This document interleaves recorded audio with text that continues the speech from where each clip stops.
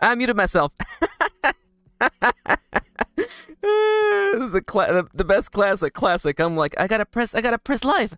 I gotta press live, everybody. I gotta press live. I gotta go live. And then I'm still muted. Hello, everyone. Hello. Please, say something if you can hear something. Also, there's so many people I gotta say hi to. Hi, Chelsea. Thank you so much for posting on social media. I really, really appreciate that.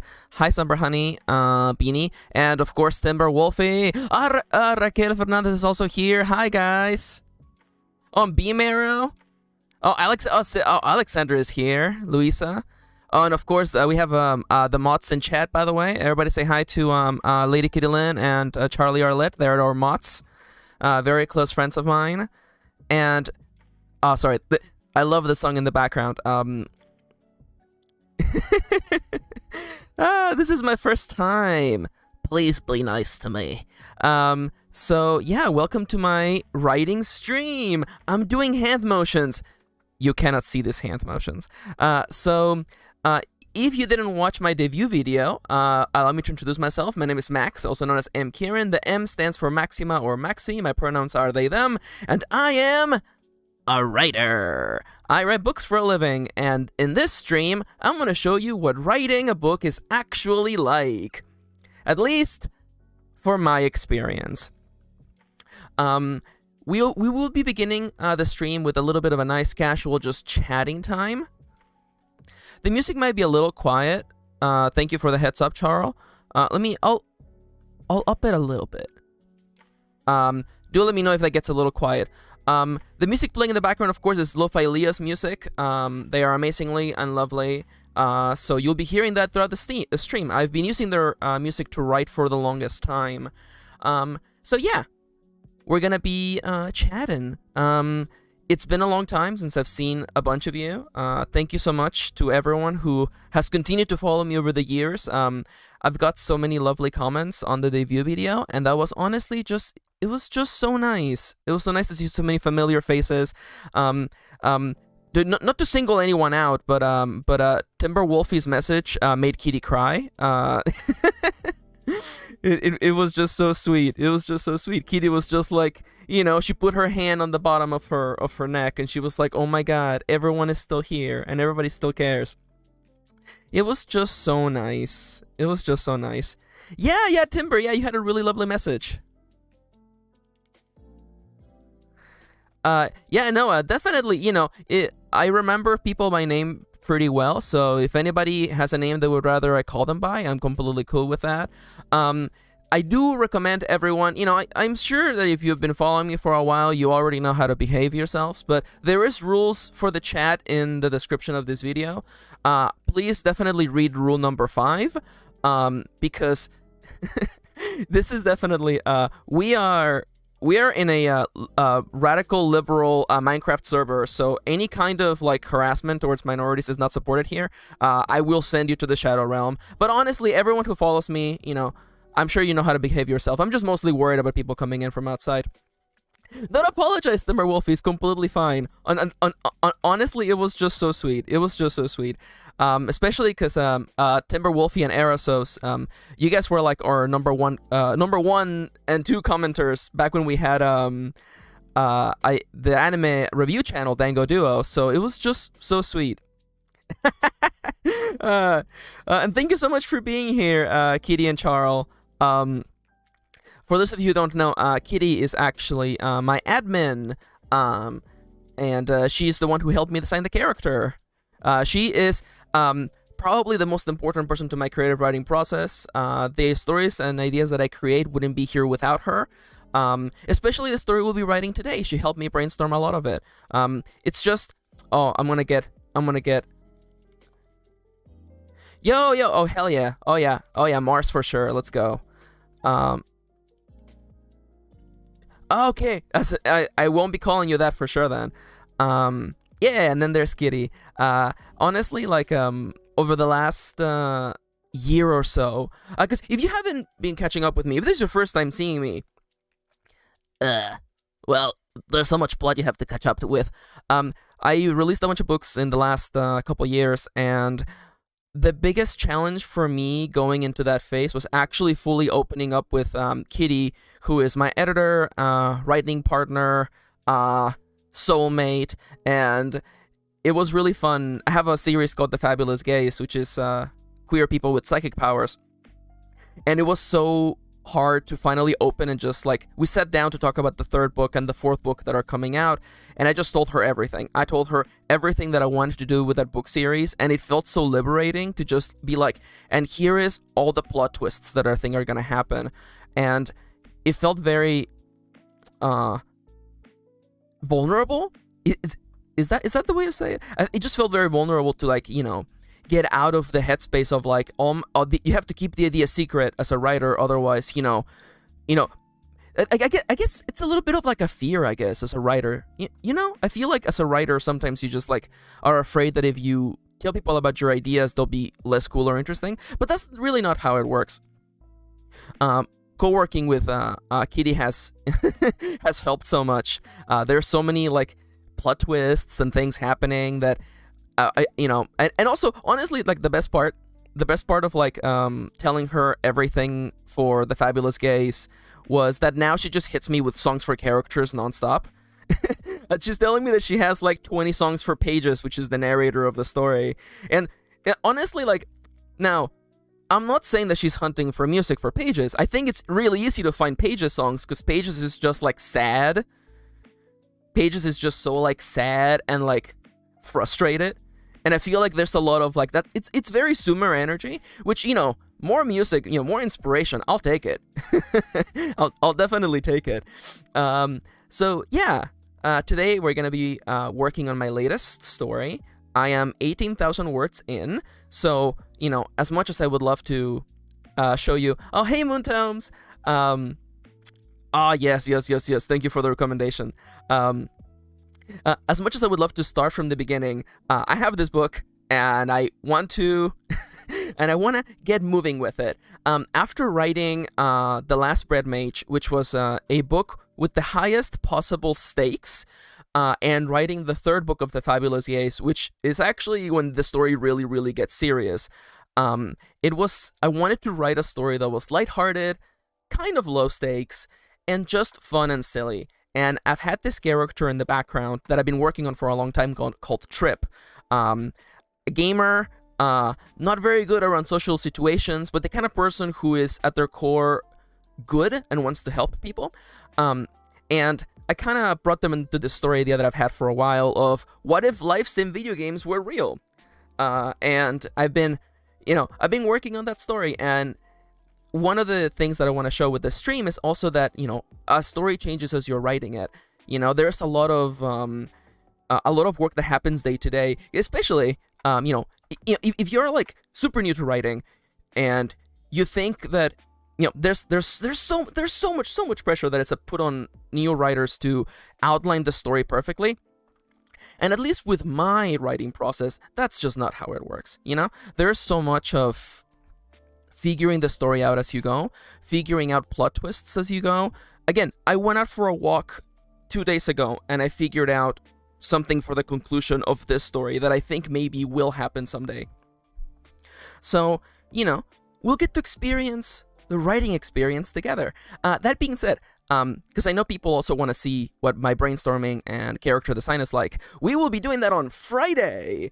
On Friday, I'm going to be doing a little segment that's like the TikTok series Roll for Sandwich, except we do a novel. We're gonna pull out some dice. I can actually pull up some dice right now. I came up with a really, really cute overlay. Look at that. There's dice. We're gonna randomly generate a story idea with a character. We're gonna create that character, and we're gonna write a little bit about their story, you know? We're going to do a little bit of the brainstorming process. We're going to do a little bit of the establishing a scene. And we're just going to go in. But yeah. Thank you. Honestly, one of the things about like coming in so late into streaming is that like everyone has figured everything out. So someone, it was so easy. Someone had figured out a way to have dice on screen. And let me see if I can show it with the D20. Watch the top bar of the screen. Nope. Nope. Come on, buddy. Come on. So the top bar of the UI actually has collision. Yeah, there you go. Oh, look at that. It's so good. I love that so much. It's so nothing. And if I hadn't pointed it out, you probably would have never noticed it. But that's just, it's just a little something. It's a little something for me. You gotta have fun when you're doing this kind of stuff. Yeah. Yeah. The mod in chat, Charlie, they're also gonna be streaming relatively soon. So keep an eye out for their solo RPG and maybe some art in there. Who knows? One of my goals also, I would like to also show you a little bit of my art process. The art of the character, my goblin self, all these expressions, and the thumbnails, that's all art that I made. So if you would be interested in also seeing my art process, please consider top left. I think it's top left from your point of view. Yo, Kendra's here! Coffee.com/MKirin is the #1 place to support me. And if you buy me a coffee, your message will be read on stream out loud by a computerized voice. So if there's something you want to say, hopefully something nice. This is my first stream, so please be nice to me. You're not allowed to be mean to me. That's not true. We can have rapport. We can joke. But yeah. How are you all doing today? I see that Raquel here has sorry, I'm saying it with my American accent. Raquel here has like the most relatable feeling, of like, I haven't written in years. Honestly, it happens. I haven't written in probably a month because I wanted to get the stream going, and it turns out it takes a while to get a stream going. Fun fact. Any kind of large project takes time. But here we are again. With writing, it doesn't matter how long you go without writing. The only thing that matters is you get back into it. That's all there is to it. And it's actually kind of fitting. Our friend Kendra is in the chat, and if I have the right to it's not blasting a friend, it's actually raising them up because I'm proud of them. My friend Kendra here is getting back into writing, fiction writing after a long hiatus, and it's nice to inspire them, also known as bully them. No worries, Raquel. No worries, Raquel. Also, greetings to all of our German viewers. It's so nice to see so many familiar faces, though, for real. And it's an interesting different format because I know so many of you from comments. So now we have a more visual way to do things. That's fun. Also, YouTube is not letting me set up my subscription yet. But once a subscription is up, you will be able to send out custom emotes of the best writing buddy in the whole world, my cat Yanto, who is currently sleeping in his box literally 2 feet away from me. I want you all to be ready for Yanto to be a baby and just be like, hey, human, the time is 12:30. It's time for you to give me pets. And we're going to have to figure out how that's going to work for sure. But yeah. Y'all got any questions? Anything you want to ask me? I know it's been a little while. Though, definitely, oh my god, yes, I will give Yanto a kiss. It's weird because a bunch of you just follow me on social media, so you know what I've been up to. You've caught up with all the 8 seasons of Glee, aka my life. That compares my life to Glee, which is definitely not what I was trying to say. But anyways, we're doing this live. So yeah, yeah, man, it's funny. I was so nervous to start streaming. I'm gonna tell you all a little secret. I was super nervous. But seeing so many people and seeing so many familiar faces, and unfamiliar faces, I'm down to meeting new people. So it's just so nice. And the stream is working. Nothing is on fire. Not yet. Thank you, Charles. Yeah, it's weird because I did. Aw, thank you. Everyone is so sweet. I did so many years of YouTube, and then I did so many years of Dango Duo reviewing anime. Um, Aw, thank you, thank you. So actually, Raquel, that actually reminds me is that in wanting to showcase my writing process, I was reminded of a quote by Stephen King, which he said, write with the door closed. And I believe in that. I definitely believe that a little bit of privacy is good for a writer. And I don't want to give you guys the impression that I'm,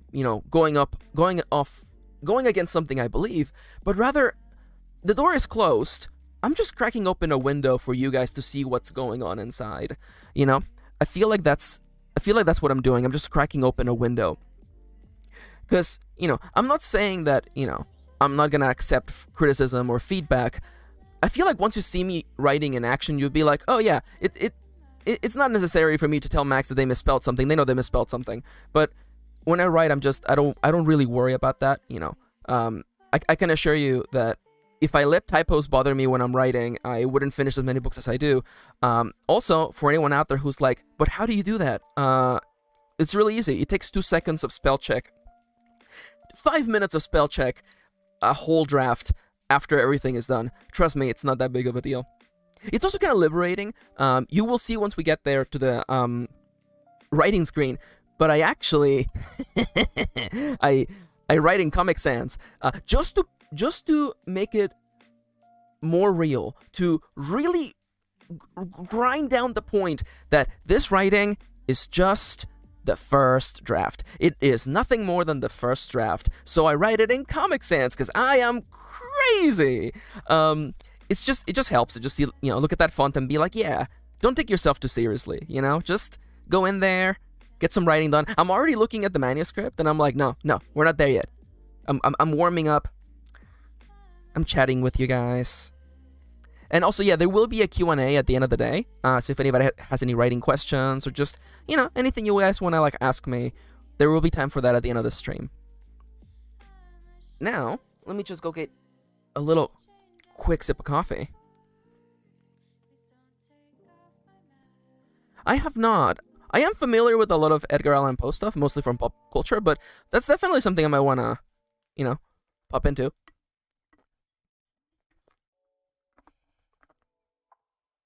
You've got mail. Kat just donated $3 Yo! Rinos.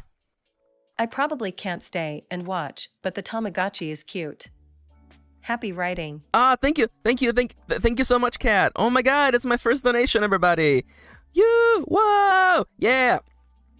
Actually, the little lore actually is that, I'm a computer program designed for writing books, and the real me is actually the Tamagotchi in my chest. You can tell because he actually talks when I talk. The character you see on the screen is actually a digital personalization of what the real egg is actually like.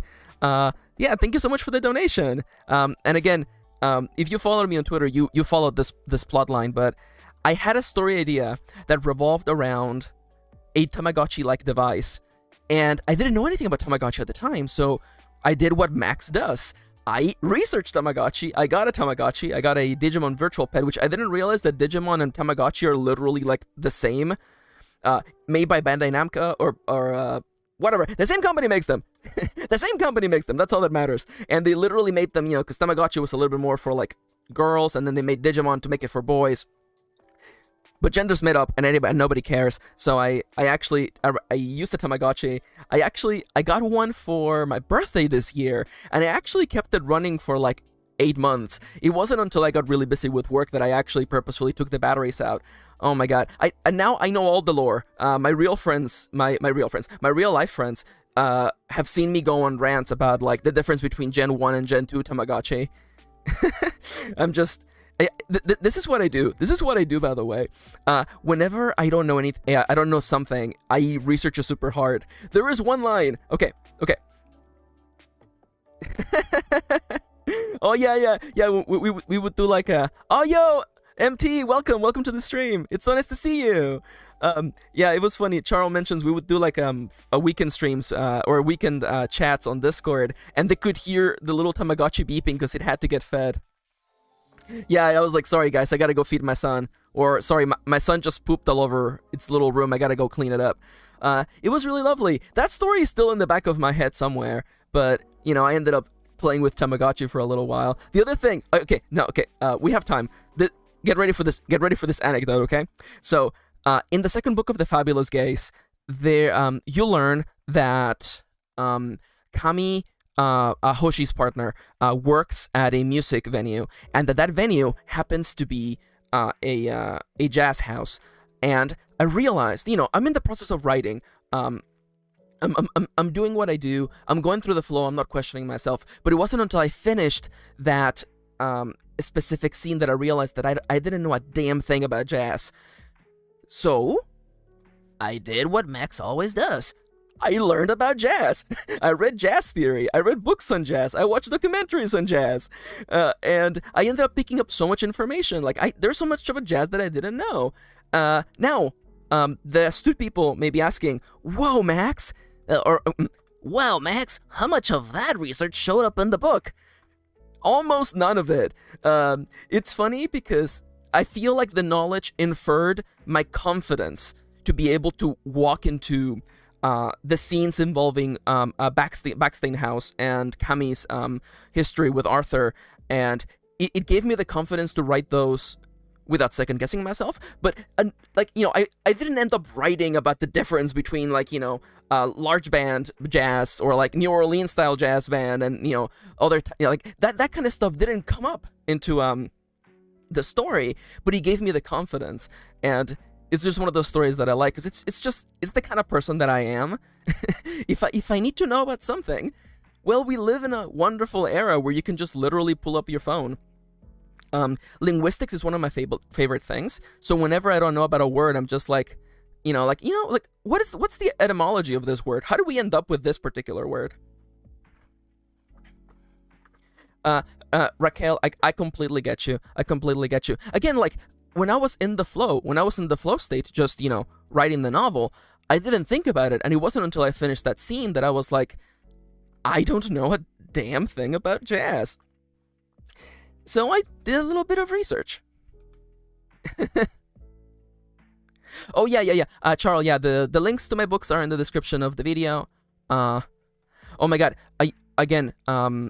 Google, our dystopian corporation overlord, knows that whenever I Google a word, it automatically adds etymology at the end. And, dystopian as that may be, I just love looking up how we end up with words. Especially because my native tongue isn't English, it's Spanish. So I end up coming into English with a lot of curiosity. Another quick little story. For those of you that already know, I guess for those of you who don't know, because if you already know, why would I be needing to remind you of this? But I was born and raised in Mexico, and I moved to the US when I was 13, 14 years old. So I didn't know a lick of English until I was 14. It took me 6 months to learn English and 2 years to be able to talk confidently, which I know it feels weird seeing as how you're listening to me talk, and I guess also watching me talk, I guess. But it's interesting. My experience with English feels a little bit different from the average person. The first time that I encountered a word that completely blew my mind was freshman year of high school. It was the word hesitate. I looked at that word. It was probably we read so many I had a lovely English teacher in my freshman year of high school. This lady, who I realize now was queer as hell, made us read a bunch of Maya Angelou, a bunch of books by POC authors. And I remember looking at this book and I'm like, what is this word hesitate? That was the first word that I looked at, and I'm like, I have no idea what this means. And it inspired me to look at the etymology of it and how we ended up with that. Yeah. It honestly, it took me a little while to realize my own queerness, of course. We didn't have a word for that back then. But looking back at it, definitely a lot of my English teachers were very, very, very queer, and I didn't realize it.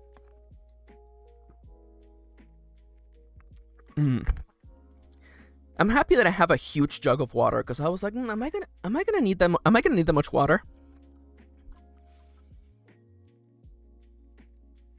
Yes, yes. Yeah, I know. Language is really fun like that, you know? I still feel like hesitate is my favorite word. No, no, I also feel that I like that word because it's a concept that I don't feel it exists in Spanish. Oh yeah, by the way, make sure to stay hydrated. Everyone, hydrate check. The other thing I want to say, once we begin the writing in proper, I use the Pomodoro method, which means that we do moments of focus and moments of unfocusing. The human brain is not made to be, working for, hours at a time without breaks. Yo, let's go, MT. Thank you so much. Oh, that means so much. Thank you. Oh, I hope you like them. Especially the Last Bread Mage, because the Fabulous Gaze, it's an ongoing series, and I'm doing a lot of things with that series. But the Last Bread Mage, that's I'm really happy with the Last Bread Mage, especially as a complete story, and as someone who I'll say this right now, I've had a love-hate relationship with fantasy. Being able to tell a fantasy story in my own particular way felt really good. But yeah, and yeah, we use the Pomodoro system, which means there will be times when I'm going to ask you, if you want to, get up and stretch. Turns out our bodies are not made to be sitting down for hours at a time. Yes. Oh my god, yeah. Honestly, like, especially hearing Charlie's thoughts on The Last Bread Mage made me really happy. Yeah, because, I a lot of stories, especially in fantasy fiction, tend to be about, like, you have to be big and strong and overcome evil, and if you ever cry or have any kind of emotional resonance to what's happening around you, if you let the feelings in, you're weak. And a lot of The Last Bread Mage is just, hey, it's okay to cry. It's okay to be a crybaby. Oh, thank you. Oh my god, Timber Wolfie, unlocking that part of my brain. It's not so much that I dislike dragons, but I dislike the application of dragons. Oh yeah, no worries at all. No worries at all. Thank you for coming, Chelsea. I hope you can grab another of the streams later. Hell yeah. Yeah, the VOD will be going up. Thank you. But it's not so much that I dislike dragons, but rather just the applications of, like, always, what's the most powerful being in this universe? Oh, it's always a dragon. The universe began with dragons, always, and that just is. And it's not so much that that's like an idea, but rather the saturation of it that kind of gets to me.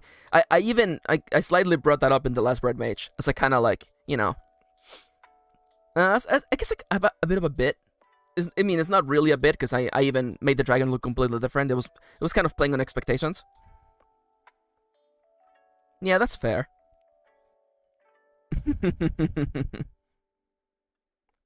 Yep. Oh my god, this is just. Oh my, it's already 11:28. What?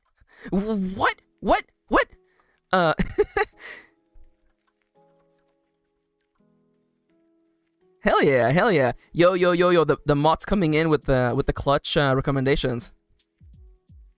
Aw, hell yeah. Okay, welcome in, Price to Pay.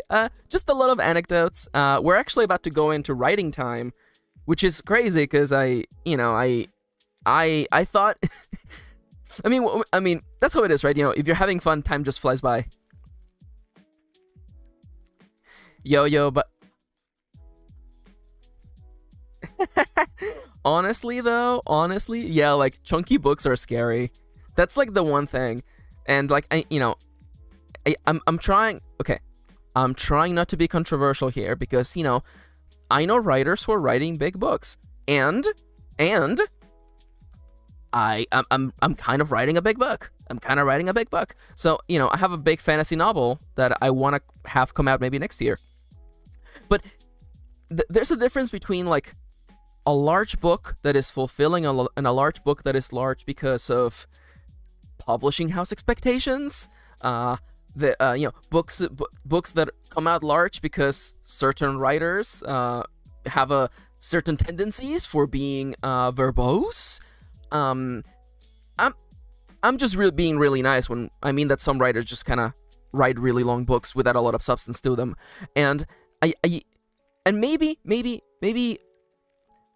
we try to not make fall into the same pitfalls as other writers, because I find myself being very careful with what I put into the books, because I would never, ever, I would hate it if someone who read my book thought, oh yeah, not a lot happened in this book. That's like one of my fears. So I'm really careful when establishing scenes, especially because I really value the reader's time. I've read so many books where like it almost felt like the author didn't know what they were saying, or like the story goes in circles, and like I was just sitting there. I'm like, my dude, why didn't you just like, I don't know, not write yourself into a corner? Why didn't you like, why did this end up being in the final product? That's completely fair, honestly. Yeah. Also, by the way, I love Kendra being like, no, I love big books. Give me a big book. Give me a big book where nothing happens. Try not to drop names right now. I know. And honestly, price to pay. We have people in the chat right now who are, working on a small project just to finish something. And honestly, like, writing a small novel is a perfectly good way. Even if it's like, I had a writing challenge earlier in the year that was just like, write a novel that is like 5,000 words long. And I know someone out there is like, excuse me, that's not a novel. And I'm like, a novel can be whatever length you want it to be. The numbers are made up. Novel lengths are made up. Write whatever you want. And see, and that's okay. Some people like verbose books. I just saw that comment. Yeah. See, the wrenches here know what they're talking about.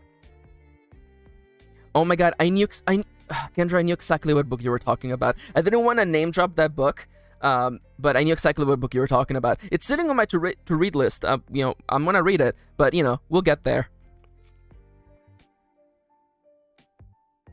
Oh yeah, no, I completely get that. Well, maybe we will all learn something by watching my process, because I am going to show you the writing, the editing, and the publishing. I'm gonna show you what it looks like to make an ebook. I'm gonna show you what it looks like to make the print version of a book. I'm gonna do all those things.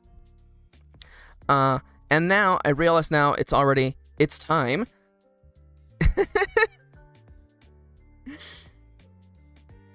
Yeah, honestly, like, yo, let's go. Winter, I don't know how to pronounce the first part of your name, but yo, congrats though. Honestly, like, again, I'm not against long books. A long book, I have a long fantasy book coming out next year, or maybe next year. So like, trust me, long books happen sometimes. Oh, perfect. I'll do winter. And actually, you know what? It's time to switch. Yeah. Also, for anyone who's asking what happened to the transition, I had a cool transition that was like pixelaty, and I literally tested it 2 seconds before the stream started, and it had like an awful ear-piercing noise. So, guess what? That transition is gone now. Someone told me, Max, double check everything before the stream starts. And a part of me internally was like, I'm not gonna do that. It's a good thing I did. It's a really good thing that I double checked. Yeah, maybe you'll find a way to fix the transition. Oh, Moontoms, that's a really good question. I've gone through a bunch of writing programs, and honestly, I've arrived at the point where whatever makes writing easier, that's the best writing program. And right now, I just use Google Docs, honestly. It makes collaboration with my editor really simple and really easy. I used to have to like print a whole physical book and like hand them to them and go page by page in all the notes. And Google Docs makes that a lot more easier. Of course, both of us we miss a little bit of like going through a person's handwritten notes, but definitely it makes it. I'm gonna just do let me just do the quick math. Makes it about 1,000,000 times faster. So yeah, and by the way, yes, this is art by me. I made a little banner. Yeah, no, I honestly like I used to I still own Scrivener. I still like Scrivener.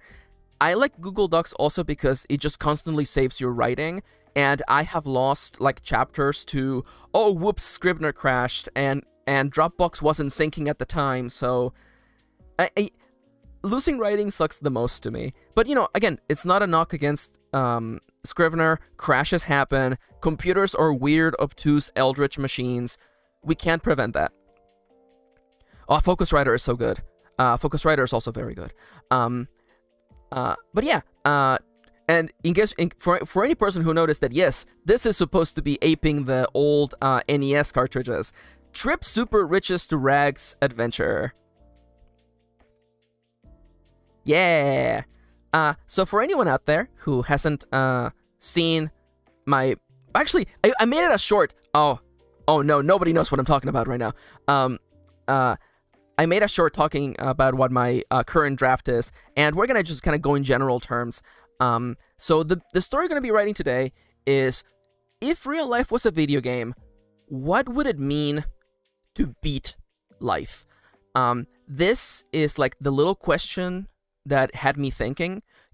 What would be the end state of life? If life had a video game, video games have end states. In God of War, once you defeat all the bosses and achieve the end credits, the game is over, right? And I thought to myself, well, what happens to this world once the end credits roll? Does that world cease to exist? Is this world trapped in a perpetual loop where the world begins when you press start and it ends at the credits? Also, by the way, I saw Price to Pay some love for Ride or Die. Ride or Die is very good as well. Honestly, I had a lot of fun. You just threw me back. You threw me back to 2014 Tumblr writing days, and I definitely liked those kind of apps that would force you to you have to sit down and write, and if you stop writing for 5 seconds, a screamer pops up. And honestly, I'm at the time, I needed that. I needed that at the time. But nowadays, I look back fondly on those days. Yeah, I know, Charles, same. I have bad anxiety. So a part of me is almost I don't think I would want to do a screamer. I don't think I would want to subject myself to a screamer. But if it works for you, honestly, it works for you. So the main setup for a trip, and again, I'm letting you in behind the curtain to let you know the inspiration for this novel, so you have context for where we're gonna go. Yo, that's cool. Price to Pay. Oh my god. Yo. Back in the day, I did a Let's Play series for a challenge in The Sims called Riches, or Rags to Riches, where you begin a Sims character with no money and you want to make $1 million money. And in perfect Max fashion, I thought, well, what if we invert that scenario? What if in this reality, the secret condition that causes the world to end is someone is spending all of their money, someone going from $1 billion double dollars to absolutely nothing. No worries at all. Thank you for coming by. So we have that intersection, right? What if real life was a video game? What does it mean to end real life? Is there New Game Plus? Oh my god. Yes. Oh my god. Winter, I had no idea you've been here for so long.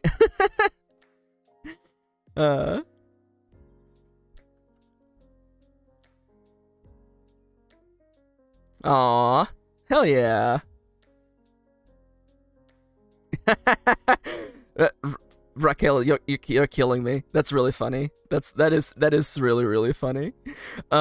So see, one of the issues, again, because let me rewind. So our protagonist, Trip, is actually not from this world. They have been sent to this world by the mysterious and very sexy D. By the way, I made little chibis for all the characters that we have so far in the story, by the way. Because, you know why? Because I'm extra. Because of course I made a banner. I made art of the characters, of course. So our character Trip, who loves video games and is all about video games, ends up in this place where they have to end reality without realizing it. And One of the fun things for this story for me is that this reality functions a little bit like the reality in The Sims, where money kind of doesn't matter. So a lot of the fun is going to be in Trip trying to figure out a way. Oh my god, yes. Honestly, like, you know, there is ups and downs to P Crew, but I feel like P Crew has been a positive energy for a positive force for writers, honestly. But yeah, a lot of the fun for me in this book is gonna be now, creating this world where money doesn't matter, and you have a character trying to spend money. Again, Kitty and I, my wonderful writing soulmate, we've been brainstorming scenes, and again, I have a whole outline for this book. But we're gonna be taking one writing day at a time, one chapter at a time. And thank you, MT. It honestly, like, Trip began as a side character in something I started a while ago, and it's been nice to bring them back. One of the things that gets me is that a lot of people are like, yeah. A lot of people have this feeling that, like, you know, you're not allowed to reuse ideas. You know, like, okay, you came up with this character for this one thing, you can't reuse that. And a long time ago, I realized, fun fact, there are no rules. All the rules are made up. You can do whatever you want. So I had this idea for the character Trip. Awesome gamer, not so good at social situations, but inherently a good person. And I thought, well, let's put them in this situation where they are unwillingly about to end the world while trying to help someone. And we'll get about the consequences of that and what happens later. So I guess giving you a little... Oh, by the way, okay, everybody get ready. So as part of my How to Plan a Novel guide, which I'm sure most of you have seen, one of the things that I do when I come up with a novel... Oop, it's getting cropped. Is I come up with the root elements. 3 things at the very center of this story idea that I can go back to time and time again to remind me of why this story is exciting. Because writing a book, it takes a long time. And sometimes it's really easy to fall into the shiny blood bunny problem, where you start writing a story, you lose steam, you go write another story, you lose steam, you go write another story. I'm not calling anyone out in the comments. It just happens. I've been there. I've been in the trenches. So that's why I came up with the root system. When I first make a story, I remind myself, these are the things that excite me. So for Trip, you know, I love a gamer protagonist. Trip is queer. Trip is a gamer. Trip thinks about the world from a gaming-like point of view without being, like, you know, super annoying, let's be entirely honest. And, you know, another thing that excites me is, what if real life was a video game? And the invert of that, what if, you know, a video game was real life? There's a lot of fun stuff going on with the characters. We'll get to that later. But, you know, if this world kind of functioned like The Sims, you know, what does it mean for the economy? What does it mean for government? And I've had a lot of fun brainstorming this world, you know, realizing that because in this setting, basically anyone can create whatever, can 3D print a house whenever they want to. Yeah, honestly, like, it just helps. I'm getting sidetracked. Like, I feel, and again, this is not a bad thing. A lot of writers kind of get caught in the passion of the moment and just want to start writing, and that's completely okay. But I've just felt that just stopping for a minute and asking myself, what actually excites me about this? What can I come back to whenever I need to? That to me, like, it's made all of the difference. And another of the things that I do is that if I'm ever, like, running out of steam with the story, I look at the root elements and I consume media that reminds me of that as well, you know? So for instance, you know, for this book, if I lost steam, I would probably play some Lifesame video games. I would probably go back to Stardew Valley. I would probably pick up Hoco Life. I heard it's on the Switch right now. That seems really fun. I would play Slime Rancher. Just dip into things that are related to what what inspired you to write the novel, to be inspired again. It really is that simple. And of course, the last and the most important thing inspiring me in this novel is riches to rags and just absolute absurdity. This is an absurd story. This story is not grounded in reality. It's silly. It's funny. It's gonna have absurd moments. And this is one of those things that I keep coming back to. It's one of those things that I have like in the back of my head where I'm like, like Trip is gonna be trying to spend all their money by building a Sim-style McMansion, and they're gonna have like rooms full of golden toilets. And I'm gonna tell you right now, little spoiler, okay? Turns out that's not how you beat the game. So we have like, this ridiculousness of like, well, if I spend all this money, I will get sent back home. Maybe, question mark. And then in an attempt to spend impossible infinity money, they end up doing absurd New things. Ko-fi subscription from M. Yo! Oh, yeah, holy crap, I didn't know that I also showed up too. Yo, thank you for the subscription. Oh, by the way, if you guys can see in chat, we have a little chat bot. My current goal, I have a little goal for also doing art streams. I'm doing things with my hands again. You cannot see my hands. Mostly because they're getting cut off by the screen. Yeah, no, I want to do art streams as well. Maybe also doing art stream of like making fan art and, doing some art for the channel. So if you're interested in that, please consider supporting me. We're already 12% of the way there. That's crazy. Let's go. So I think, you know what? I'm going to take a sip of coffee before we talk about the characters. I said coffee. This is water. Oh, Mika! Everybody say hi to Mika. Kitty's co-worker office dog, who is big and fluffy and just a cloud of a dog. Everybody say hi to Mika.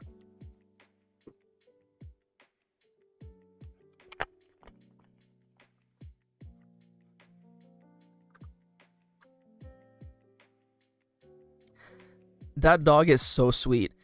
Honestly, I know. See, the best part is that, like, Mika's never gonna know. Because she's a dog. Also, okay, not to get serious, but, like, Mika is actually, Mika's a good doggo. Mika's blind, actually. And she's a big, large, lovely white dog. She's just a big poof of a cloud. And she's blind, but she's also just so, like, sweet. And, like, just, she's wandering the world. She's just wandering the world being sweet to everyone. And I love her. Also, apparently, one day, Kitty wasn't at the office, and Mika was going around just, oh woo, just being sad because Kitty wasn't there. So yes, we have a celebrity watching. Everybody say hi to Mika.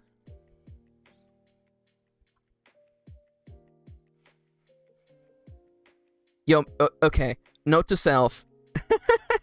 Note to self, make a Mika emoji, for sure. Because again, we're gonna do Yanto emojis.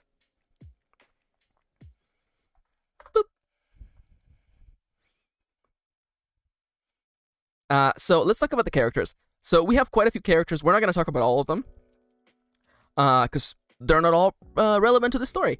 But Trip, pronouns they, them. They are the story's protagonist. They have tan skin and they dye their hair cyan.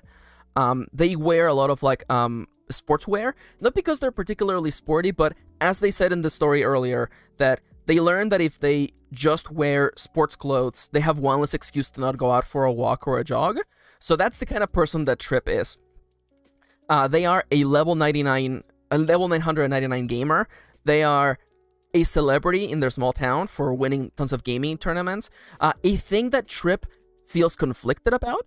A lot of in the beginning of the story, Trip feels a little bit conflicted about how they like playing video games and they really they enjoy supporting their local game shop, but apart from that, they have this conflict between their own history and I guess to make a long story short, they feel like they're not part of the world, but they don't realize actually that people around them love them and people around them treasure them. And the owner of the game shop cares a lot about Trip, and they have the trophies that Trip has earned on the wall and stuff. So it's really important stuff. Honestly, like empty, like yeah. Honestly, like sorry, not to yeah. Here comes a life hack from Barack Obama. Okay, so one of the life hacks that I remember reading some of like the routines of famous people, and Stephen King's routine, Haruki Murakami's routine, and one of the things that I liked from Barack Obama's routine is that he prepares the clothing he's gonna wear the next day the night before. And that life hack has saved me so much time. Like, and it also saves so much what I like to refer to as like mental RAM, because I don't spend the morning being like, oh, what am I gonna wear today? I don't even waste any energy in that. I'm just like, oh, I picked up my clothes for the day, and that decision is just done. And that's a good life hack right there. Honestly, like, save yourself some mental RAM. So yeah, Trip has won tons of tournaments. They're not the best at social situations, but they're not reclusive. They are willing to interact with people. They try to think about it more in like a gaming kind of situation. And they were about to sell their entire video game collection when the plot happened around them. Now, D, just the letter D, also they, them, they have dark brown skin and red hair.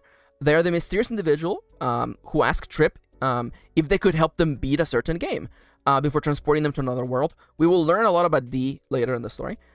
They have a tendency to disappear for long periods of time for a plot reason, and they have an obsession with something called the victory state, which I will tell you right now is the moment in which reality is supposed to end because you have beaten the reality. Honestly, that also works, price to pay, honestly. Listen, see, I like to think whatever gets me to put on pants at the end of the day, that it's worth it, honestly. We may not we may not want to put on pants. But you know what? Listen, guys. We may not want to put on pants every day, but we have to. And we do it because we live in a society, and that's okay. And that's okay. Brought to you by Sonic. All right. No pants. I know. So yeah, D has a reason why they want to see what happens when the world is when reality, quotation fingers, ends by achieving the victory state. And now, Compa is Trip's companion during the story.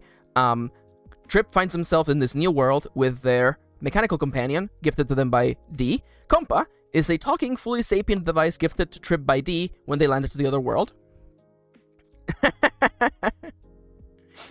Yeah, I know. It's getting really cold, honestly. And also, like, again, Raquel with the life hacks. Listen, I also work from home, but, like, a part of me, I wish I had the same mentality about pants than I do about Comic Sans, because, if I was just like, who cares? We're just working, it doesn't matter. But I gotta wear pants. Honestly, I gotta wear shoes. If I'm not wearing shoes, I don't feel like I'm working.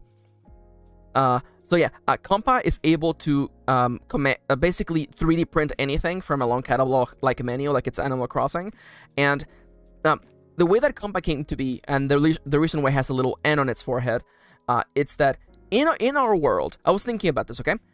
Why do smartphones exist? And Steve Jobs went on record to say that he made the iPhone because he wanted to combine the phone and the iPod. And I thought, okay, in this other world that we're going to, would the smartphone exist? And I was thinking about it, and I found that the smartphone wouldn't exist because this other world is huge. It has an enormous expanse. It's like the size of Jupiter or something. And I feel like in this world, people first relied on the compass to travel and to cover large distances together. So in this setting, the phone combined with the compass to create the companion device, which is also just called a compass. And that's why it has a little red N between its forehead that actually always points north. At this current point in the story, it's Trip's first day in the other world, and Trip and Compa have just finished building the first room of the house. We had a long explanation. I literally spent the last chapter explaining how the building works. But it's basically like magical 3D printing, or like futuristic science fiction 3D printing. And again, that's another thing. If you live in a world that has that, where anyone at any moment can just do that, what does money mean? And the answer, I feel, and again, I'm not sure. A lot of this stuff, I'm figuring out as I go, but I feel like money probably doesn't matter in this reality. And that to me is extra funny because Trip is trying to get rid of money.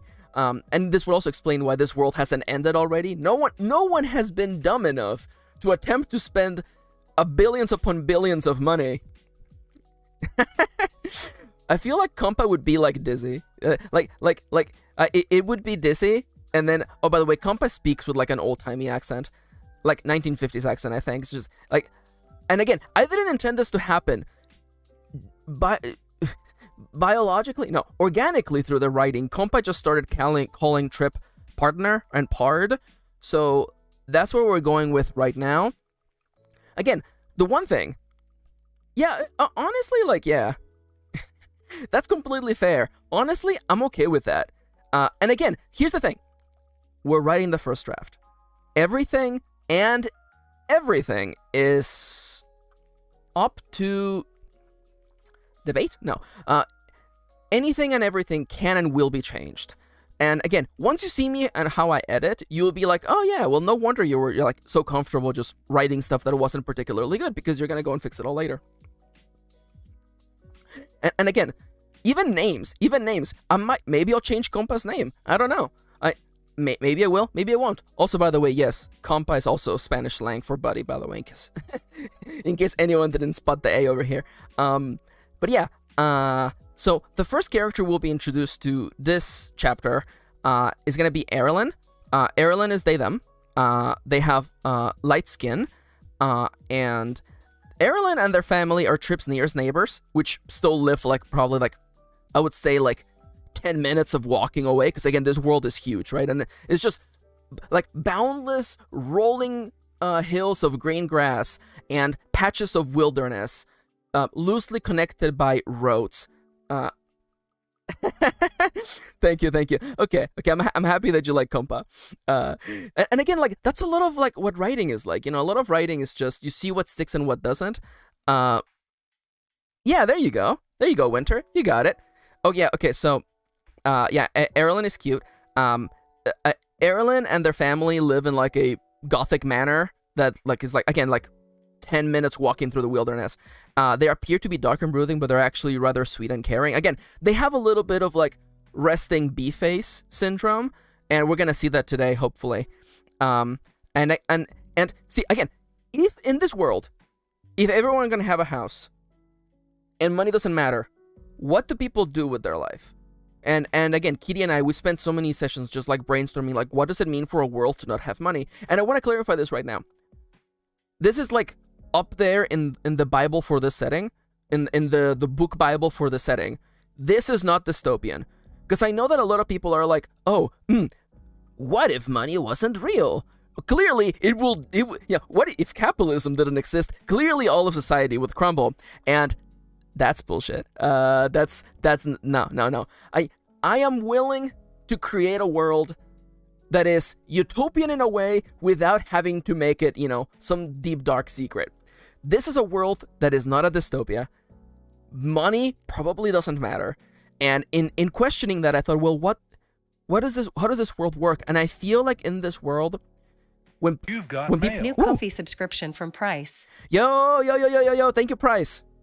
Oh my god, everyone is so nice. Oh my god, I wasn't expecting so many people. I wasn't expecting so many donations. Thank you. Honestly, Timber, like I don't want to say Trips McMansion is gonna go there, but like we have the outline. This house is gonna be freaking ridiculous. And the one thing I'm doing is that thank you, Price. And honestly, like, I have lost my trail of thought. I am so moved by everyone being so nice.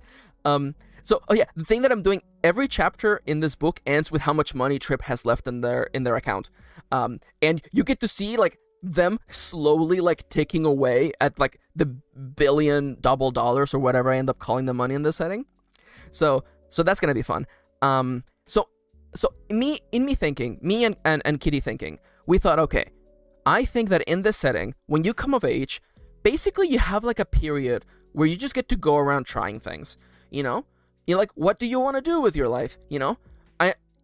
Of course there's certainly an element of you gotta feed yourself. But other than that, what do you do with your life? And we decided really early on that Erlen's decision of what they wanted to do with their life was to look after their grandma. Again, imagine their Gothic manor is like a generational house. I'm not really saying like casita from like Encanto, but like it's a big, huge house, almost like Adam style. But like there's like 3 families in there. You know, there's a whole generation. Hell yeah, we'll get to Juby. But I picture this huge house, you know, with a lot of people in there, and they're all doing their thing. And I really like the mental image of Erlen, who is like, by the way, Trip is like shorter than average. I would say like 5'6", maybe like 5'5", 5'6", and Erlen is probably like 5'8", 5'9". So they're like kind of tall, wearing dark clothes, wonderful genderless mess. And I just love the idea that, like, you know, they go home and then what do? They just bake goodies with their grandma. They tend the garden together. And I also wanted that, like, really nice, like, really, like, friendly relationship that goes beyond just being, like, relatives. And so that's kind of like what's going on with Erlen. And we'll meet Erlen today. Oh, no, it's time to write. Oh, no. I was going to tell you about Juby and Espruce and Webby, because they should be the ones who show up next, but we'll see. I might also put up this whole page online so people can just reference it whenever they want to. You know, honestly, like, again, I feel like Erlen has a bit of, like, a resting bee face.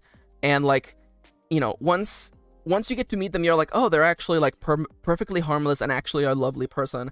And the one thing I will say, because someone might notice that all these names feel weird, and one of the things I wanted to do is there's another world with different languages and different ways to express yourself, and I wanted all the names to be just weird enough, you know?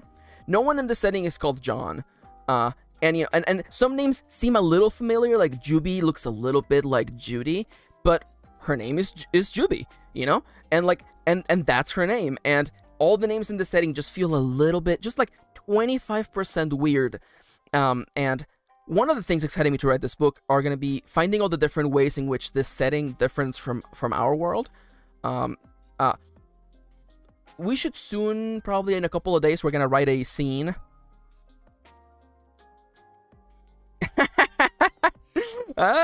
Called out. I mean, honestly, okay, well, I'll just say it right now. Everyone in this book is queer as hell. I don't know what else you would be expecting from me. Everyone here is queer and proud, and there will be, everyone here just gets to be whatever gender they want to be, because that's the stories I write. But yeah, we'll be meeting a bunch of the characters, and one of the things that I want to do is there will be a scene with Trip and the gang. Literally, Trip goes to the equivalent of a family restaurant, and everybody meets up, and they get to see all of their neighbors and what eating like a group meal is like in this setting. And I'm gonna be having fun with that, because I really want to, like, you know, do people even use utensils in this setting? Like, that's the kind of stuff that is, like, funny for me. Because whenever you have, like, stories that is like, oh, a character gets isekai'd, they get transported to another world, and that world is just like our world, except, you know, there's, like, cat girls or something. Sorry to call... Sorry, anime. I'm sorry, anime. I'm sorry. So I'm the kind of writer that I love to go to the ridiculous extreme. You know, like, you gotta push that line, you know? You're telling me this is an alternate reality, then it has to be alternate. It can't just be, like, everything we know, except, you know, this one little thing is slightly different. I want Alice in Wonderland, I want Wizard of Oz, I want that feeling of, wow, this really is another world. Because if anything, it inspires the reader to want to inhabit that world a little bit more. And that's the way I like to do things. So I think it's time for me to take a sip. Everybody hydrate.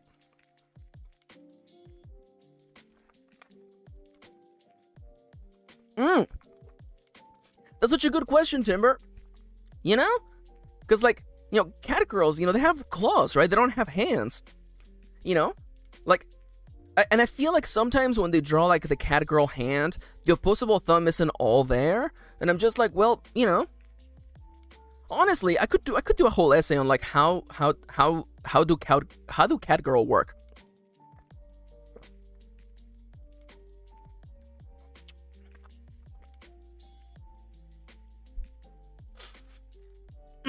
Okay. I also think that it would be very fitting for everyone who's been sitting around for the first hour of this stream. If you've been here, let's all just take a second to get off our chairs. Come on, I'm doing it, you do it too. And then you stretch. Stretch your hands. It's getting warm. I don't know how well you can hear me. It's getting warm in here, so I'm gonna loose the hoodie.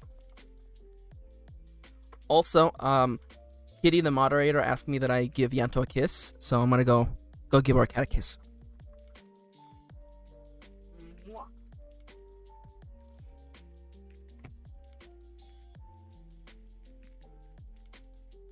Oh no! Oh no, I dropped my Magnum Junji Ito manga that I'm supposed to be reading. Oh no. Alright. How did everyone enjoy that break? Did you actually take a break? I hope so. Oh, by the way, I have an extra face for when I go on break, which I might take a break halfway through the writing session, but we'll see. Look at that. Please stand by.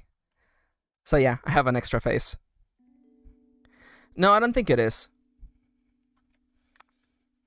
I don't think so. Also, I just cracked my shoulder, so please let me know if...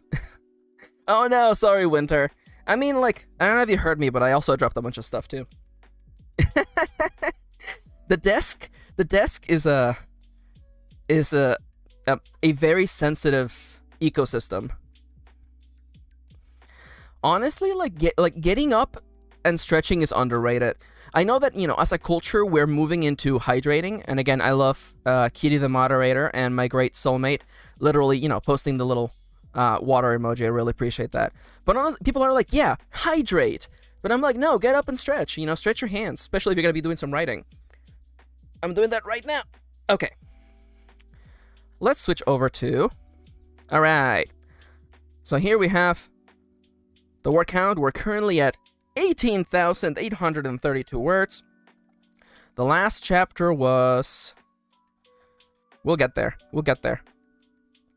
Oh my god. Trip, you're such a freaking nerd. Trip had a list in the... Okay. It was chapter 3. Oh yeah, and there's the ending balance, by the way. I know. Yeah, the chapter ends with, oh no, they were hot. By the way, in case you're wondering why it's in all caps, the way that I like to do it is that I don't even bother with styles when I'm writing. If something is supposed to be in italics, I just put it in all caps. And yes, Erilyn has just knocked on Trip's door, and Trip notices that they are, in fact, hot as hell. So the date today is 2022. The day is Wednesday, and we're starting with chapter 4. So, let's begin a little bit with the way that I like to tackle planning a session, okay? So, it helps, before going into writing, it helps to establish the goal. First and foremost, we establish a goal. My goal for this writing session, I'm not going to write this whole chapter in one sitting, unless I achieve Super Saiyan mode or something. And honestly, it's fine. It's honestly fine. Like, again, whatever ends up working for you is the correct answer. I feel like, especially in writing advice circles, oh no, I'm about to rant. It's really easy to find people giving advice they don't follow, and that to me is like the capital sin of like giving writing advice. Because if you don't follow your own writing advice, why are you giving your own writing advice? Like, what's your worth? What's your word worth if you don't follow what you do? I only give you advice that works for me, and I think. Oh, you know what? Time for a dramatic close-up.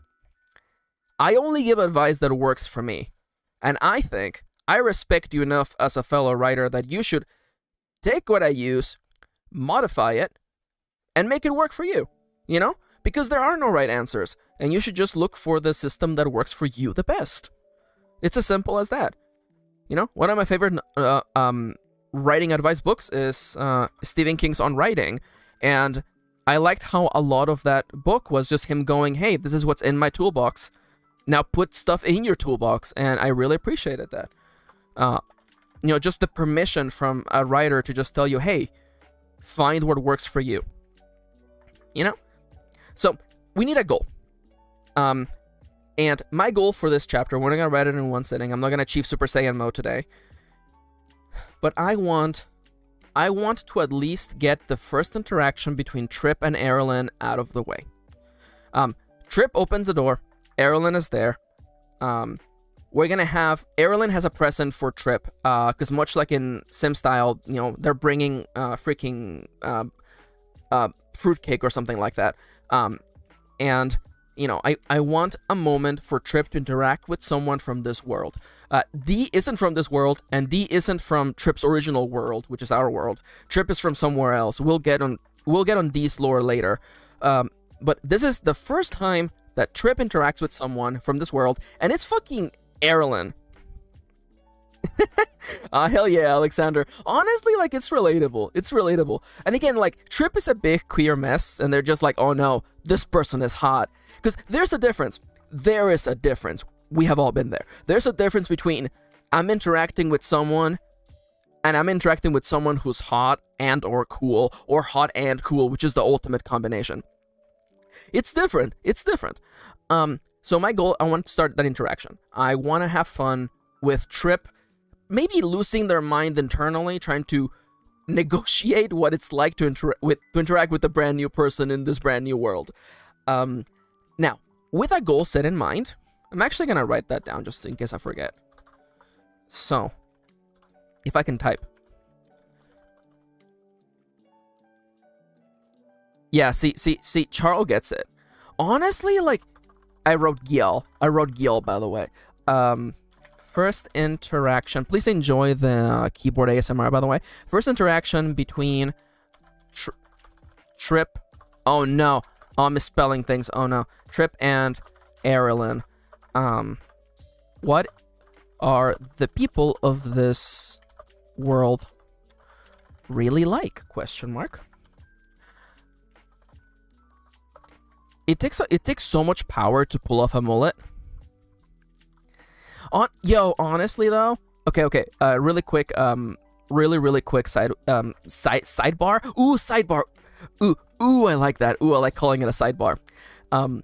We were doing some last minute Christmas shopping, Kitty and I, and we were at Ross. It's a place that sells things once they're not in the shelf somewhere else, right? Whatever. And they had this large Halo-esque toy, and it had the walking mechs, like a mech with 2 feet and guns for arms and whatever. You know what a walking mech is. And I was telling Kitty that I'm like, oh, I just love this design. I just love stupid walking robots. And then Kitty said, and again, she just soul read me. Oh yes, walking robots is my favorite gender. And I took critical damage. I was like, it's so true though.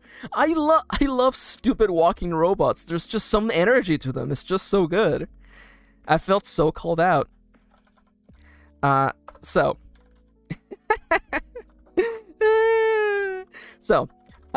aside from having a goal, a chapter needs to have a start and an end point. And it's good to go into writing having an idea. Again, you don't know anything. Here, and I'm not saying you, it's the royal you. We don't know anything about our writing. And even after we sit down and write, we may not still have all the answers. So you may be thinking, well, if I don't know anything and I'm incapable of knowing until it happens, then what's the point in having an idea of where to start? And I think it's having some sort of start point. Having a map of any sorts is better than just wandering into the woods in the middle of the night. Some books get written like that. Some books are fever dreams.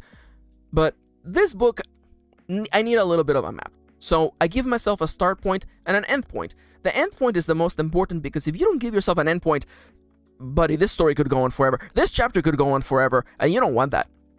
So I think this chapter will begin, of course, with Trip and Trip meets Erilyn. Oh no, you got it. Oh no. Erilyn at the door. Now, this chapter is also supposed to involve Juby and Spruce showing up, but knowing myself, it's not gonna happen. We're not gonna get there. So I would like this chapter to at least end with Trip having a realization that realizes this world is different. I don't know. Is it 2Fs? It's 2Fs. Welcome back to Does Max know how to spell? The answer may surprise you. Any and all complaints can be forwarded to I didn't speak English until I was like 14 years old, so I don't if anything, it's rude for you to make fun of me for that. So there we go. The goal for this chapter is to first interaction between Trip and Erilyn. We're gonna begin with meeting Erilyn at the door, and hopefully yeah, there you go. See, I like Kendra. We used to say in workshops, we have degrees in writing, not in spelling, and honestly, big mood. I'm gonna commit to this bit. Look how big this mood is, by the way. Oh, it only grows more powerful the more you think about it. Alright, anyways, it's supposed to be font 11, isn't it? There we go. Alright, so, that mood is huge! So, I have...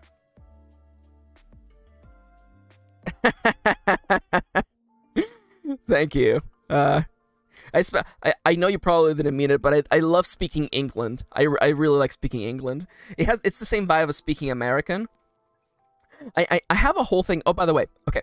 One last little sidebar, okay? I'm actually gonna go dramatic close. Okay. One little sidebar, okay? I'm from California. And in California, we use the word dude. And I want to make it clear to everyone here that if I ever call you dude, I'm not gendering you. To me, dude is a genderless term. To me, dude isn't even a person. Dude is a vibe. Dude is a shape. You know, a little corgi, you know, strutting down the street, that's dude. You know, a raven, you know, perched on top of that rooftop, that's a dude right there, you know? Dude is a mood, and I want to make it very clear, you know, I'm not gendering anybody. Gender is dumb. Gender's made up and the points don't matter. Yeah, well, I'm from the San Francisco Bay Area, which is basically like Southern California. So, oh no! Oh no. Okay. We made it. We made it back. So yeah, just I wanted to clear that up if I ever call you dude or anything. If anything, it's just good to clear the air. Yeah, no, gender's made up. So I have on my desk a little thing called the time cube. This lovely little cube has like times on its sides, and when you flip it to that side, it immediately starts a timer. 25 minutes is my favorite length for a Pomodoro, so we will begin there. I'm gonna flip this cube, and the time is gonna start ticking. Once it's done, it will flash a light and it will make noise. You might be able to hear it. So we're gonna be doing some writing for the next 25 minutes. I'm gonna try to externalize most of what I'm doing. If I ever pause or anything, I will make a point to tell you, you know, in this moment, I want Trip to get here, but I don't know how to do that, so I'm gonna just start writing, or something like that. I'm gonna start the timer. I'm stalling a little bit, because I'm a little bit nervous. It's the first time I've done anything like this. Also, my throat is parched. Hey, water check. Water check, everybody.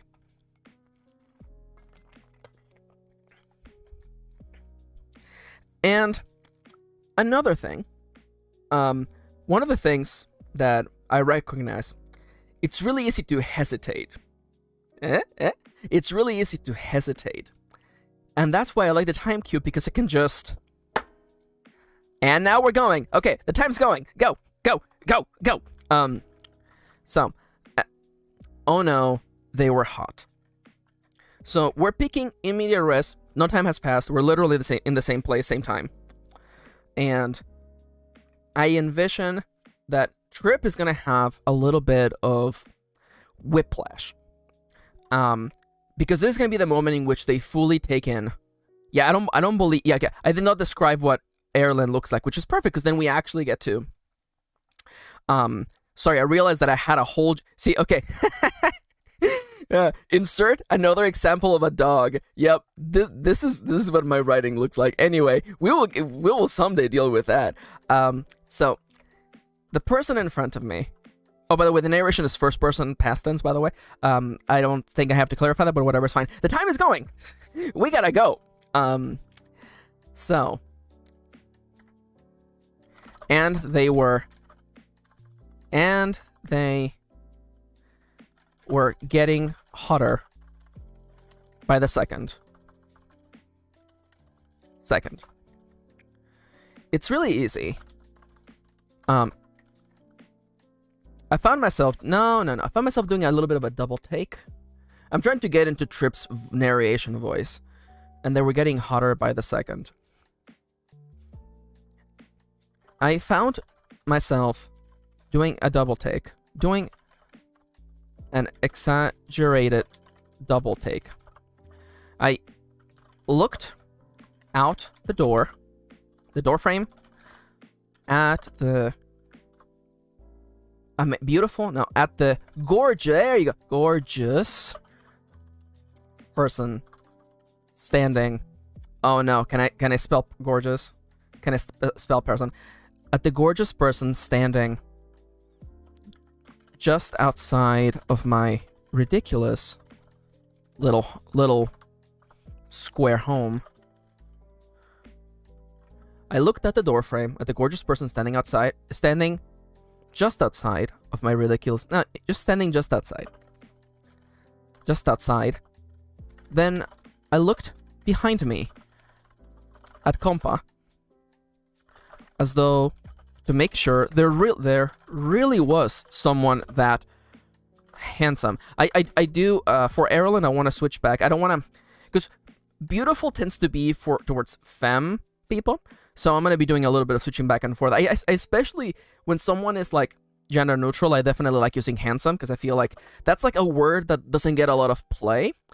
At least, whatever. And anyway, there's no time to explain what I'm doing. We just got to do it. Stop trying to hit me and hit me. Then I look behind me at Compa as though to make sure there really was someone that handsome. Within a few feet of me. Someone that handsome within a few feet of me. It's different to interact with... I've always found it difficult to interact with people. I've always found it difficult to interact with people, especially the kind of people who knock on your door. Especially the kind of people who knock on your door at random times in the day. The difficulty setting of interacting with someone knocking at your door. Well, no, the difficulty setting increases. Let's go with increases. Increases dramatically when said person is also very, very attractive. When he's very, very attractive. Now, we're coming back in. I'm giving you the hook. I think it's time. I need like some sort of transitory sentence to go from here to actually describing Erlen. So the difficulty setting of interacting increases dramatically when said person is also very attractive. Maybe it was because I had just come off the high of building a house seemingly out of nowhere using infinity money. So I was clearly in the mind state that I was playing in easy mode. Alas, it feels a little too close to say, and now I'm in nightmare mode, but let's just go with that for now. Alas, I currently found myself in nightmare mode. It's a little close. I don't like it, but guess what? Guess what? We'll fix it later. Myself in nightmare mode.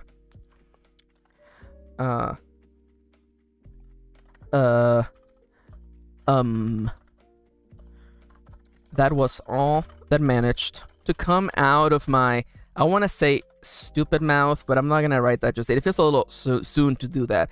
Also, I don't feel like we need to know that Trip is not behaving at the best mental state, clearly, because there's a gorgeous person in front of them. That was all that managed to come out of my mouth.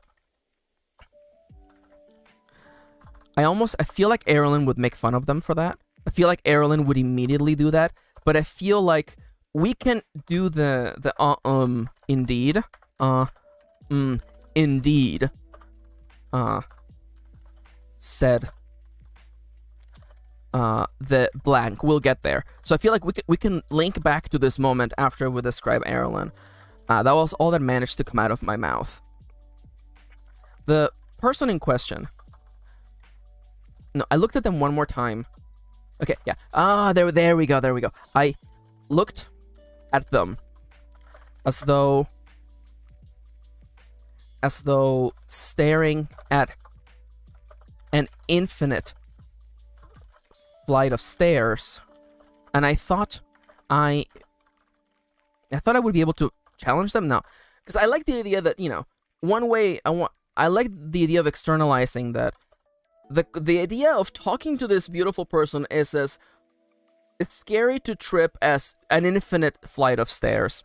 I looked at them as though staring at an infinite flight of stairs, and I gathered my courage.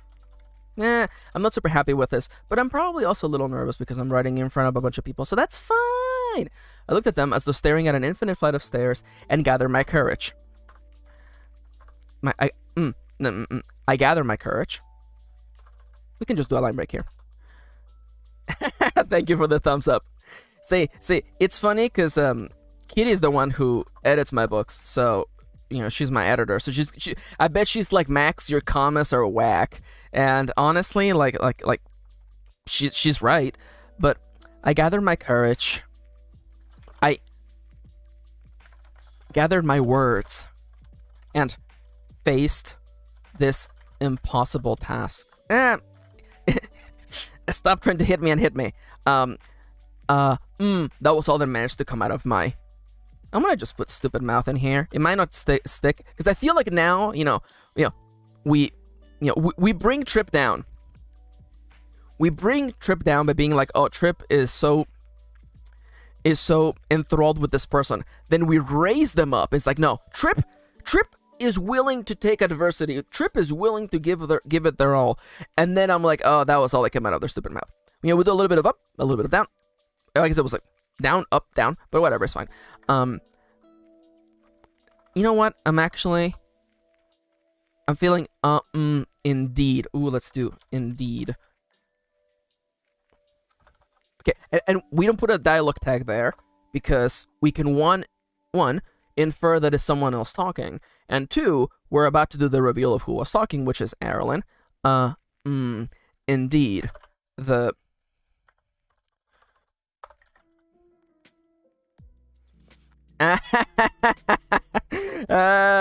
Moon Tums, how dare you? How dare you? That's pretty good. That's pretty good.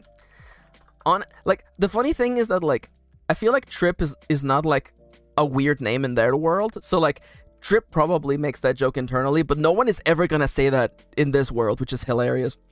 That was all that managed to come out of my stupid mouth. Indeed. And then I got a face full of attitude.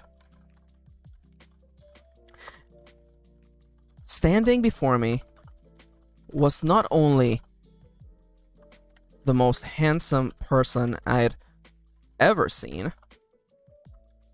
Ever seen today. Because D was also... Actually, no, that was the same day, actually. Standing before me was not only the most handsome person I'd ever seen, tied for first place with D, because come on, we can't knock D down. D is also very good looking. But they were also making fun of me, and that was a bridge too far.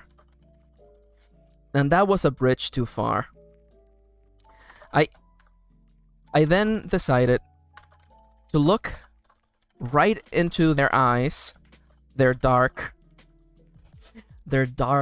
shimmering eye. Not the dark eyes, just the dark eyes for now. We can come back and add more to it later. Into their eyes, those dark eyes, and I felt my knees buckle. I feel like we've already moved past the introduction. Would there be a moment where I could just insert the introduction already? We're getting hotter by the second. I find myself doing exaggerate double take. Blah, blah, blah, blah, blah, blah, blah, blah, blah, blah, blah, blah. Because I've already told you they're handsome, but I haven't actually described it, and that to me feels like a little bit of a sin. Let's see. Can I interject that earlier? Well, how are they getting hotter and hotter by the second? I feel like that's something that I can probably bring up. Maybe I could just put the description of them already at the beginning. Tall. Ooh, just a checklist of things. I guess it would be interesting to just do like boom, boom, boom, boom, boom. I hope you can hear that. This microphone is set to not pick up any background noise, so maybe you can't even hear me snapping my fingers. Trip realizes the world. I'm sorry, and yeah, this feels better if I actually have the description, because we're already talking. I don't feel like once they start going back and forth, there will be time for to have a description without breaking the flow of the story. So let's try putting it before everything else. Tall. Probably 5'9". Probably. Oh, how do you write height in books? Am I right? 5'9". Tall. Probably 5'9". Slender build. Slightly wider shoulders. No. That makes them look like they're masked. Although I do picture them having a little bit white shoulders, but maybe they just look white because they're wearing, you know, like a sweater with like kind of like off the shoulder kind of thing. Maybe I should just say that. Off the shoulder. Pullover? No, shirt. Let's just call it a shirt. Black, like their hair. Black, like the rest of their clothes. Black. Skinny jeans. Torn at the knees. It's good to see that even, you know, this remains a thing even across different dimensions. Black skinny jeans, torn at the knees. Black. I want black shoes. They look like soft fabric shoes, like they're like Converse or something. Maybe I should just have that. Black shoes. Canvas. Kind of like Converse. Black skinny jeans, torn at the knees, black shoes, canvas, kind of like Converse. Again, I'm not sure about this transition, but we'll get there. Kind of like Converse. So, first they're tall, they're slender, off the shoulder shirt. We do the color, we do the whole color scheme. Black, like the bracelets on both wrists, like the what is it called when someone has like piercings? Is it called hardware? Is it actually called hardware? Let's just write hardware. Again, because we do like clothing, accessories, and then the accessories lead us back up to their shoulder. Because I want Trip to actually notice that their shoulder is exposed, and then we go back to the face, the hair, black like the bracelets on both wrists, like the hardware. Oh my god! Oh Jesus Christ! Are piercings in or on your ears? Here we go. This is gonna be a fun one. I'm gonna say they're in, like hardware in their ears and lip. Oh, they have a nose ring? Fuck, do they have a nose ring? I think they're supposed to have a nose ring. Like ears and nose. Thank you. Like their ears and nose. Black like the bracelets on both wrists. Like the hardware in their ears and nose. Their skin was light. Contrasting against their... I could see... their skin was light. Their skin was light. Fair? They have fair skin? It feels weird to say fair skin. Was light. Contrasting against the darkness. No, that's too dramatic, Trip. The black in everything they wore. Let's go. The dark in the black in, or maybe dark. Ooh, no, is dark too much? Let's just say black in everything they wore. Even and then we loop it back around. Even their hair was black. Their hair was black. It was a bob of sorts. No, I'm not sure about that. It was messy, nearly covering their eyes, and it was as pitch black as night. I don't know. That feels a little bit too verbose. It was messy. It was messy. You know what? We don't have to do 3 hits. It was messy, and it nearly covered their eyes. And then we take it back. Those black eyes. And then we do a line break for a hot moment, for a hot second. I thought they were in black and white. Like, somehow in this world, there existed monochromatic people? Chromatic people. Like, there's so monochromatic people and people in full color, as though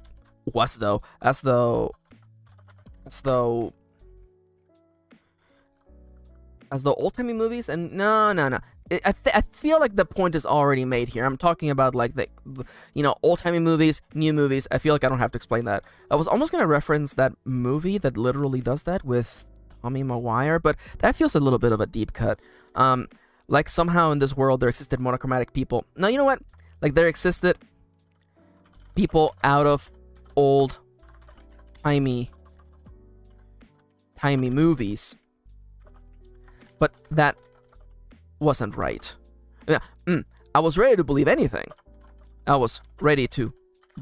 anything. After all, I had just built a house out of nothing. I had just watched as a talking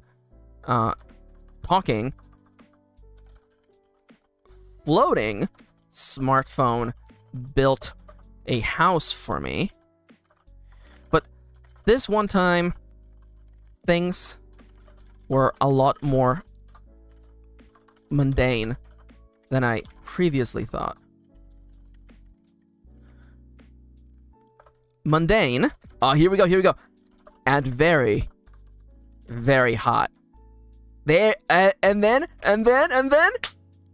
we're back to where we were earlier, baby. Let's go. Let's go. I found myself doing an exaggerated double take.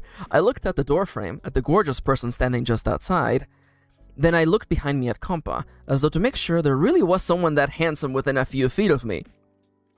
I've always found it difficult to interact with people, especially the kind of people who knock on your door at random times of the day.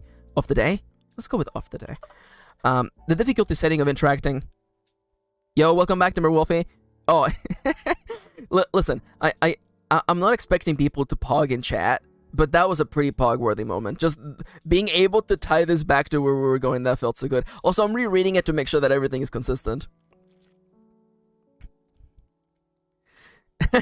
Don't worry, Timber Wolfie. Thank you, Alexander. I was thinking, see, the way that my brain works, like I guess, in my brain, that movie was called Goodville or Good Town, because I knew the context of what the title meant, but just not the words themselves. So in my head, I was like, yeah, Good Town. No, the answer was Pleasantville. Same difference, really. I've always found it difficult to interact with people, blah, blah, blah. The difficulty setting of interacting increases. We will fix it later. Maybe it was because I just come off the high of building a house seemingly out of nowhere using infinity money, so I was clearly in the mind state that I was playing in easy mode.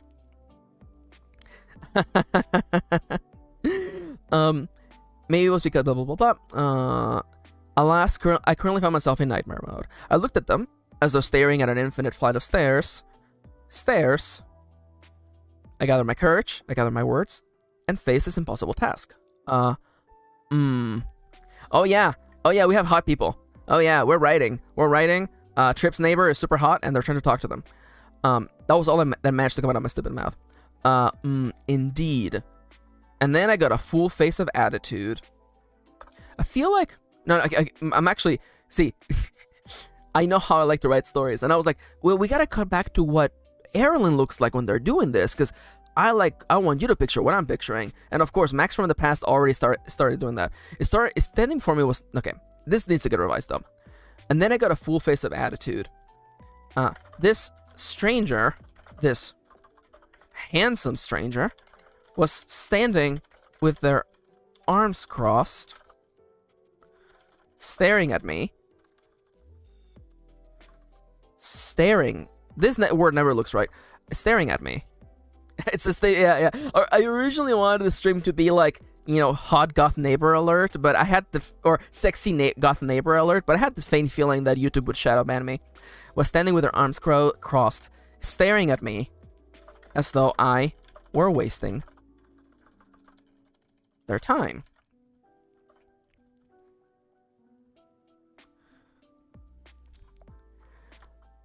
Like, sure, they were the most attractive person I had ever seen, tied for first place with D. Watch me try to like save time and then end up just deleting the thing that I was trying to save. Tied for first place with D, but they were also making fun of me. But they were now making fun of me. And that was a bridge too far. Bridge too far. I get I'm getting the second thoughts of like, maybe I should like add something here, but you know what? We're just gonna keep going. That's a bridge too far. Can I help you? And again, you know, Trips put in the sending the attitude back. I asked this time, not choking up.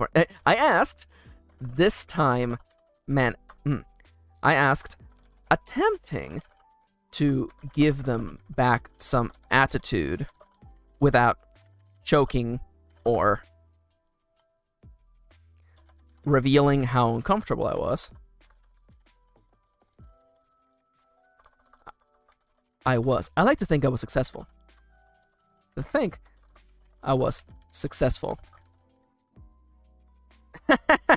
you. See, I like, it's a very one-sided conversation, but I really appreciate that, you know, people cheering me on. I really appreciate that. And also, it's just a lot of like, I'm externalizing what like I'm externalizing what I go through, you know, especially what I did up here, you know, like just literally like I want to have the description, but then the scene started and I'm like, oh crap, can we put it earlier? And then we managed to tie it together. Everything works, you know. I like to think I was successful. And now clearly this is Erilyn replies back, and then we get a little bit more of Erilyn attitude in here.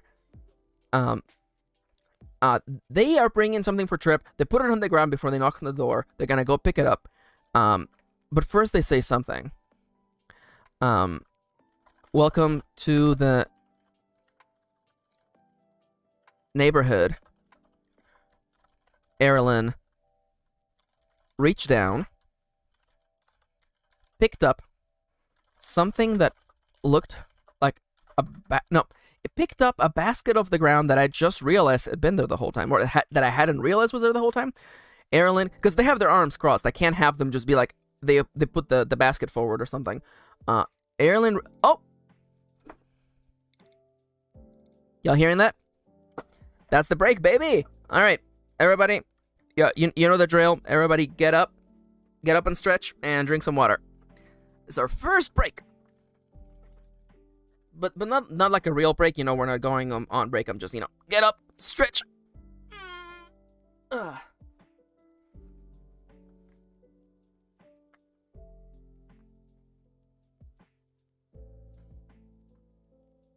And don't forget, of course, hydrate.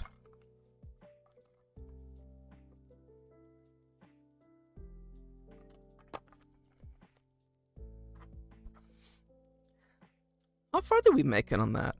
Because we were at 8:08. You know, I can actually just cut all of this and then we'll see how many words we wrote.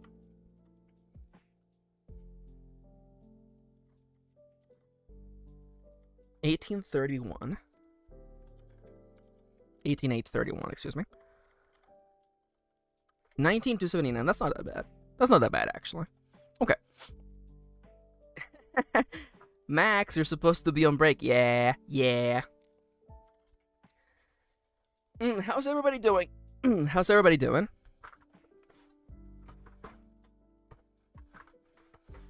I would like to inform everyone that Yanto, our cat, he's very asleep. I have the belief.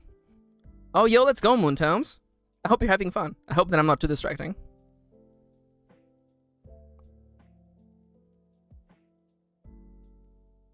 Hell yeah. Oh, let's go, Charles.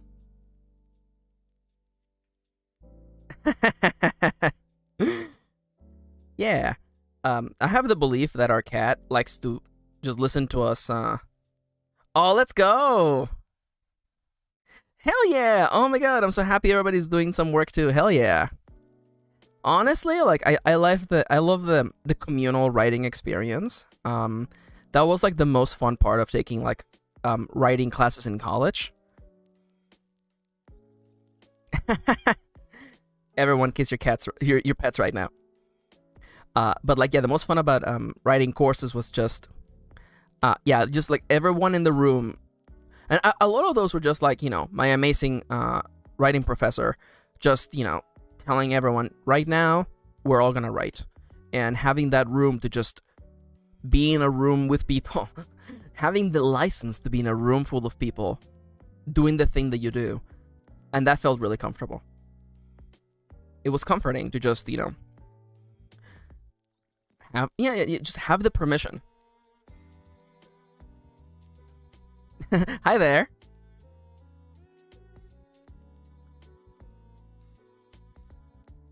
Yeah, and honestly, like, again, like that's like the fun of the stream for me. I want to show you like the mental thought process, because, you know, like, there is this fiction, there is this idea that, you know, the great author cuts to a sepia photo of J.R.R. Tolkien sitting on a desk with a long pen, a long, like, actual, like, feather pen, dipping it in ink and then just writing out the thoughts exactly as they're supposed to be. And I'm like, that's I don't know if he did that. I don't like the idolizing of people, but I have the thing feeling that that's not how it worked. It doesn't work for that, like that for me. The novel is not fully realized in my head, and it can't possibly be fully realized until, you know, you've edited it and people have looked at it, and, you know, it's out there in the world for people to make their own minds about it. It's just a little silly to me. You know, do you have the expectation is not silly, because some people, you know, a lot of young writers are taught to believe that, you know, their favorite author knew exactly what they were doing. The idea was right in their head, and all they did, they just sat down and wrote it perfectly. And I want to work slowly and diligently to disarm that stereotype. This story is not complete. It is not being birthed. It's not being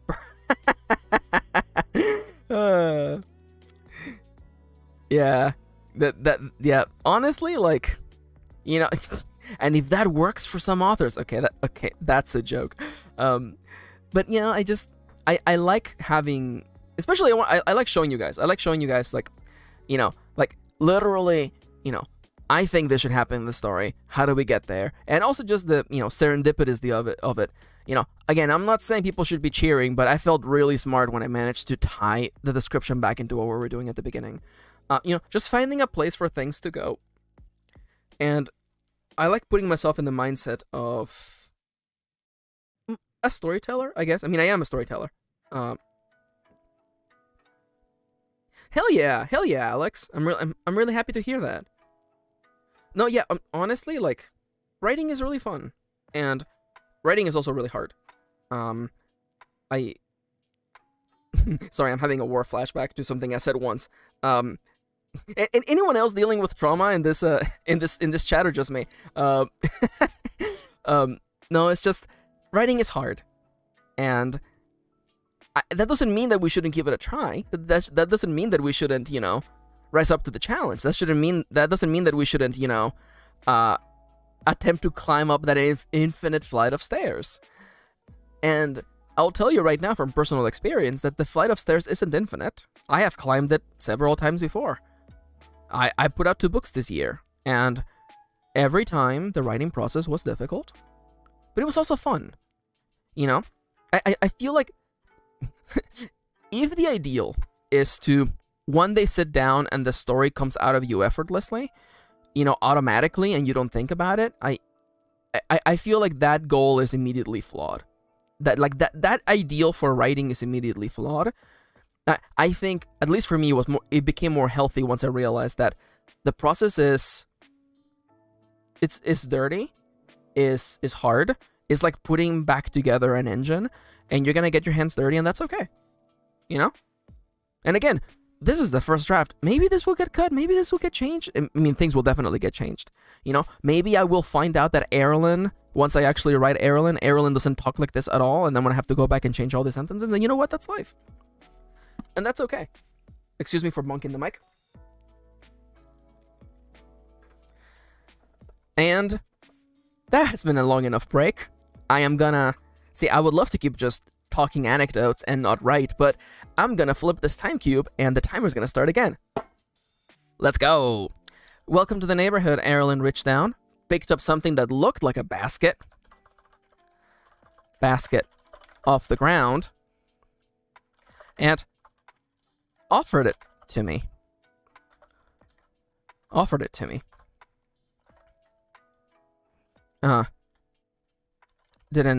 We didn't hear that welcome to the neighborhood. Erilyn reached down, picked up something that looked like a basket off the ground. I guess you already know it's being pulled off the ground, so just picked up something that looked like a you know what? If they're already picking it up, we know it's off the ground. Picked up something that looked like a basket and offered it to me. The basket was, about the size of a bread loaf. Is it bigger than like a bread? It's a bread box. That's what stating is, isn't it? It was about the size of a bread box because there's a piece of bread in there. It was about the size of a bread box, with a piece of cloth tucked into the top, protecting whatever was within. Offer it to me. You know what? Because we're already dipping into what Trip is thinking, I'm actually gonna do a line break over here, because we're no longer in this interaction. It was about the size of a bread box with a piece of cloth tucked into the top, protecting whatever was held within. I didn't take the basket, mostly because I want to make a joke about, in your young life, people tell you to not take things accept things from strangers. Mostly because I had been taught not to take things from strangers from a very young age. But also because I had no idea what this exchange meant in this world. Now we have Trip gets a little bit sobered by the reality that, oh yes, I am actually in a place that is different from mine. And what does it mean when someone shows up on your door, greets you to the neighborhood, and offers you a basket with something? Are you supposed to take it? Are you supposed to actually grab it? Is it considered, really bad manners if you, take it? Is it a test? Is there some sort of scam? I feel like that would be a nice thought process to guide Trip into the rest of this conversation. I didn't take the basket, mostly because I had been taught to not take things from strangers from a very young age, but also because I had no idea what this stranger meant, what this exchange meant in this world. Was I supposed to take it? Was I expected to pay? Was I supposed to do something completely different? Was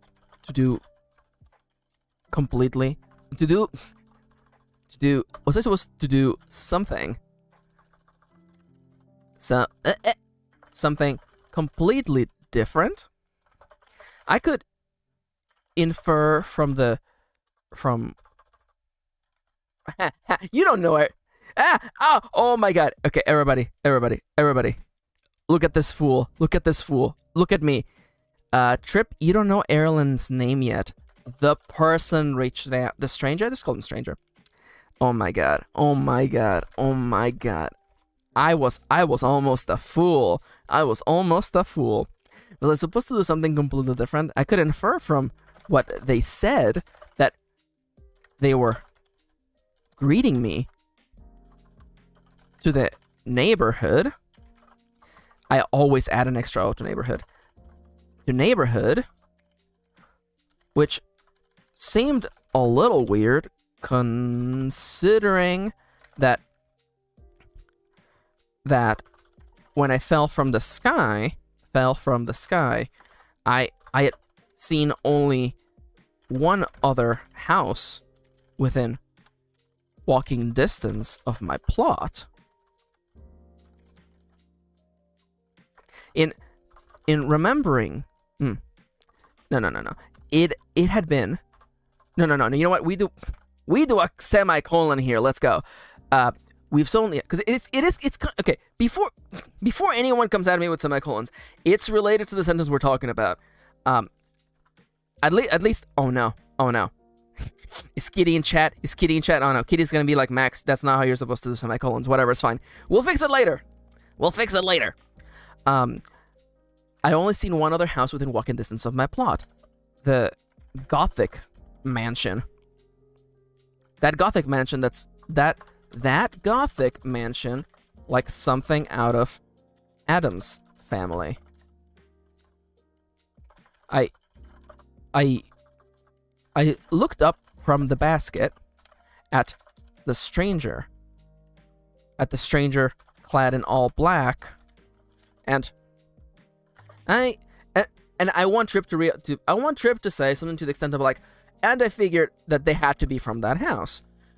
I looked up from the basket, which by the way was all. Would it be funny to be like, oh, the basket was also, the little cloth was black, by the way? Would that be funny? I don't know. Look, I've already had another like M- moment, which is basically parenthetical. I'm not gonna do it again. I looked up from the basket. No, realized again that this stranger was clad in black, and realized, probably a little late, realized a little late, no, and made the genius conclusion that, oh, well, that's great. Anyone else just hear me kick my mouse off the desk? No, you didn't. Hopefully you didn't. Anyways, back to actually typing and to misspelling the word genius live on stream. I looked up from the basket, realized again that the stranger was clad in black. This needs to get changed, but you know what? We don't have time. And made the genius conclusion that this person had to be from that house. From that house.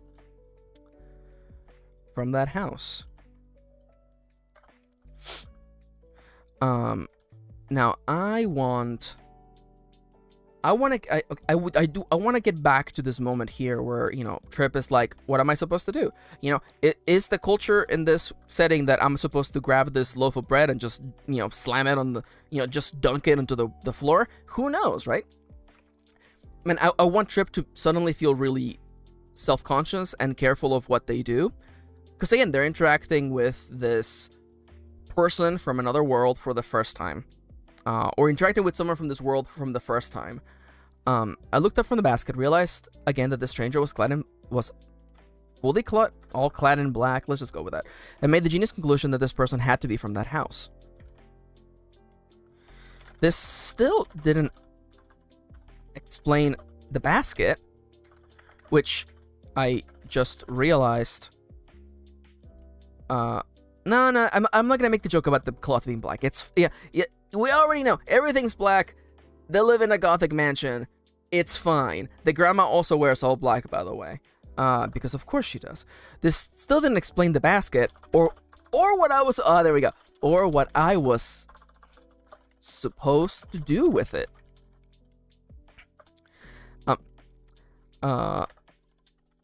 Suddenly I felt. You know what? Let's have a line break just to really let this sink in.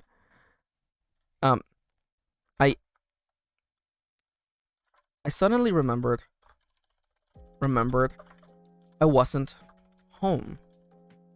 I was in some other place, some other world, somewhere else. This feels a little repetitive, but you know, we're going. I suddenly remembered I wasn't home. I was in some other place, some other world, somewhere else.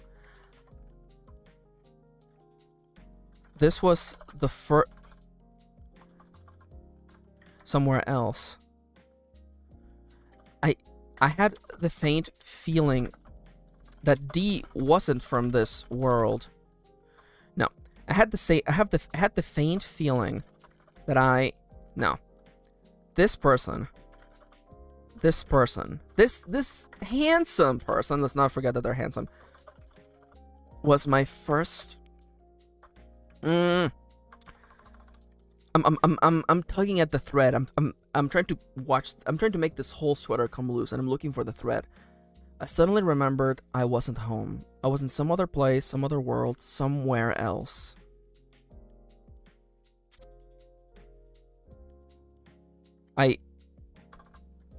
This stranger.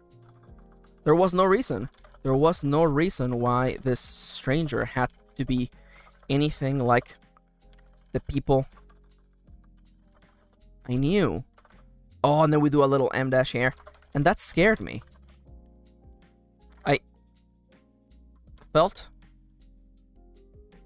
a flash of heat brush up against my forehead. I felt a flash of heat brush against my forehead, and sweat formed on my brow. What were the people of this world like? Were they? No worries, Raquel. Thank you so much for coming. And yeah, international viewers. That's so exciting. What were the people of this world like? What were the people of this world like? This stranger looked like the people I knew, but they looked like the people I knew, and they had attitude like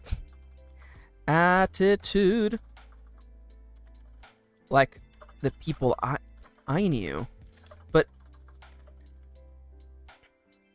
it couldn't all be the same, right? I want to have suddenly again, but I already had suddenly literally like a paragraph away, so I want something about walking on eggshells. So for POV, it depends on the project. I like first person. I really enjoy first person. Because each one of my narrators has a different personality. People who have read my books can definitely agree that Pages is different from the narrator of The Last Bread Mage. And I definitely prefer, I can do, the last bread mage is third person, and the fabulous case is first person in a weird third person kind of way, if that makes sense. But for this book, we're doing first person, past tense. But I knew it could not be the same, right? Okay, and now we've been in time stop for a little bit, so I want to bring us back to the moment. So what would Erlen say at this moment? They just, so far from their point of view, let's flip the script. From their point of view, new person has moved in. All they've said is and they joked a little bit back. The person snaps them back with attitude, and then they're like, "Here is the goddamn gift I'm supposed to give you that my grandma baked for you, you dumbass." And they've been staring for a little bit, so I feel like it would make sense for them to kind of point out all the staring. Honestly, like, like, is there even bread in there? I think there's bread in there, but because I feel like part of this is that one, this is a different world, things are different. But I do want to bring it back at the end of this chapter. By the end of this chapter, I want to be that, yes, there is in fact bread inside of there. So even though there's a different world and things are different, some things are the same, and I feel like there's a little bit of a bittersweetness there for Trip. But we gotta get there before we can, before I can get excited for it. I gotta actually write it. Before it couldn't all be the same, right? I felt like, you know what? Suddenly on eggshells, let's just write the thing I want to write. Suddenly on eggshells, I found myself at a loss. Do I take the basket? Take the basket? Do I turn? No. Was I? No. Okay. Suddenly, the tense changed there for a second. Was I supposed to take the basket? Decline it? Decline it? Dunk it into the ground?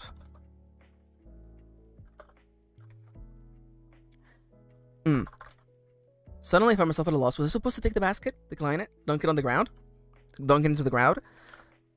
This world had been strange enough. This world had proven to me that it was strange. And that was before I met the talking... Yeah, I know, right? Before I met the talking phone and saw a house materialize out of nothing. So... Oh my god, is Adam's family supposed to be 2Ds? Oh my god. Oh my god. I guess it's the Adams. Eat the basket. Oh my, yeah, dunk the basket. I met the talking phone and saw a house materialize out of nothing. Everything was on the table.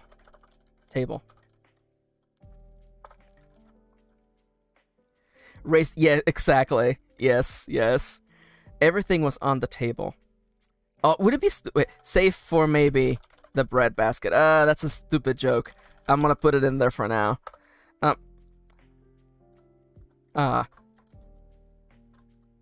As though tossing a lifesaver, the handsome stranger. I'm looking for a word. It's not. They are not jiggling the bread basket. Shook the bread basket. Held it closer to me, as though inviting me to take it. Inviting me to take it.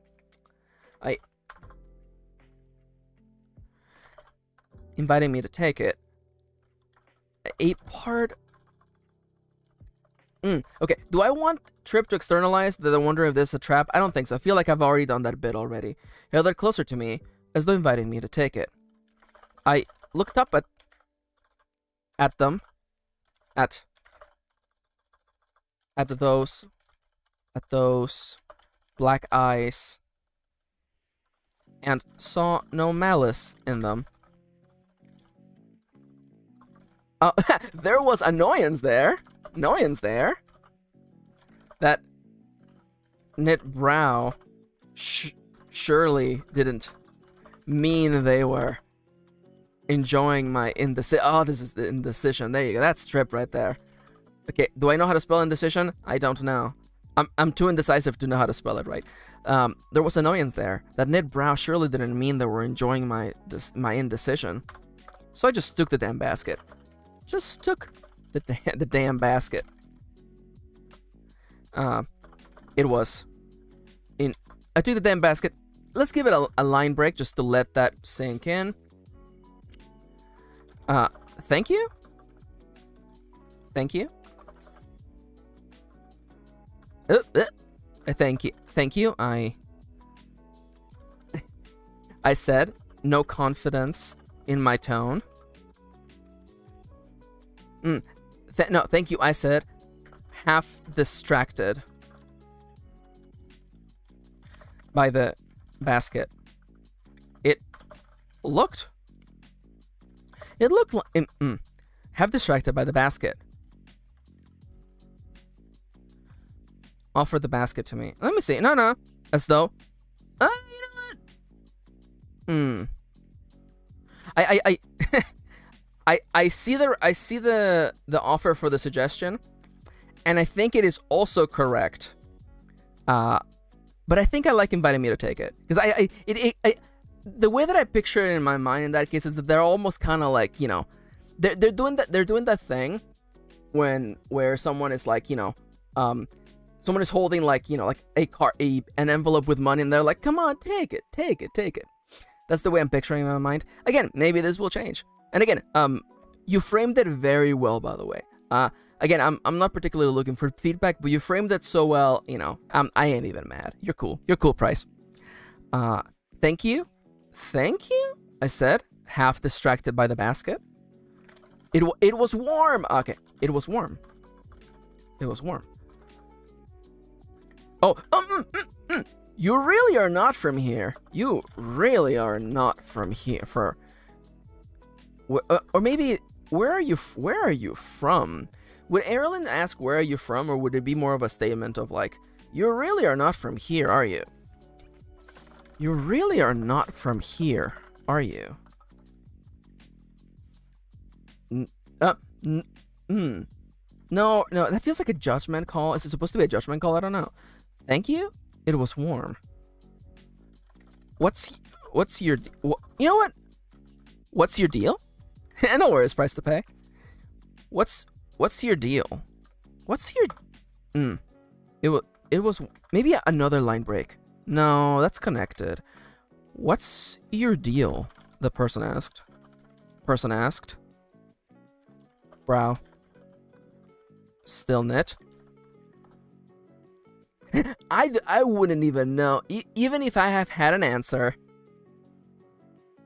Yeah, no.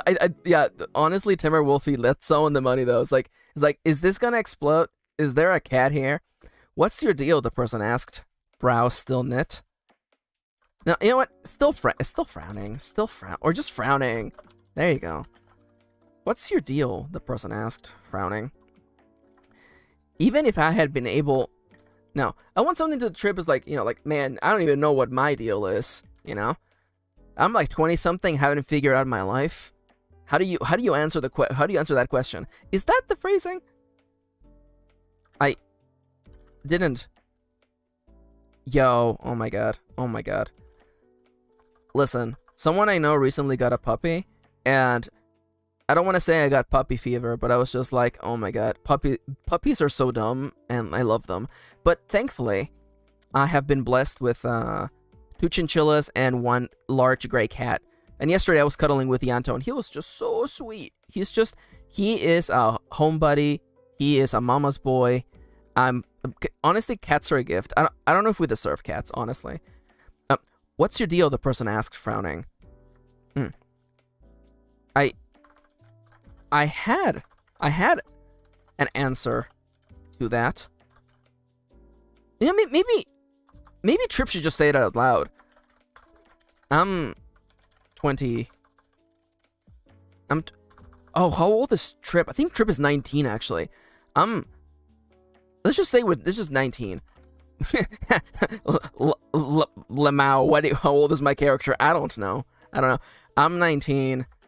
I don't know what I'm doing with my life. How am I even supposed to answer that question? am I even supposed to answer that question? Oh, you know what? Actually, I was so mesmerized by the basket that the words just came out of my mouth. There you go. I was so mesmerized by the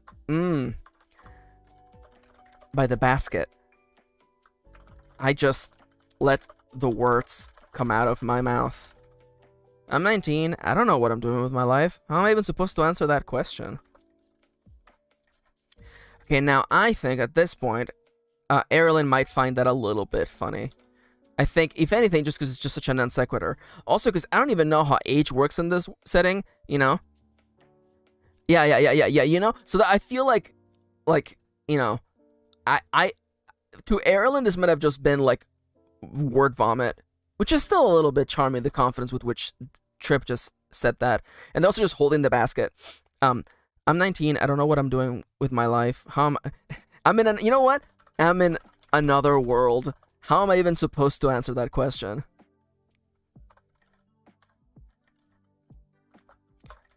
You're weird, says Ireland.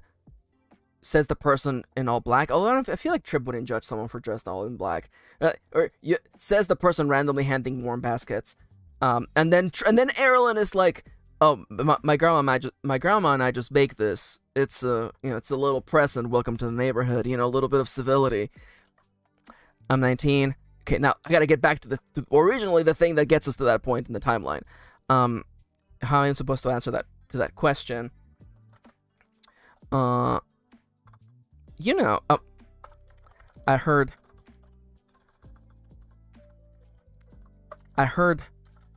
laughter, but the good kind.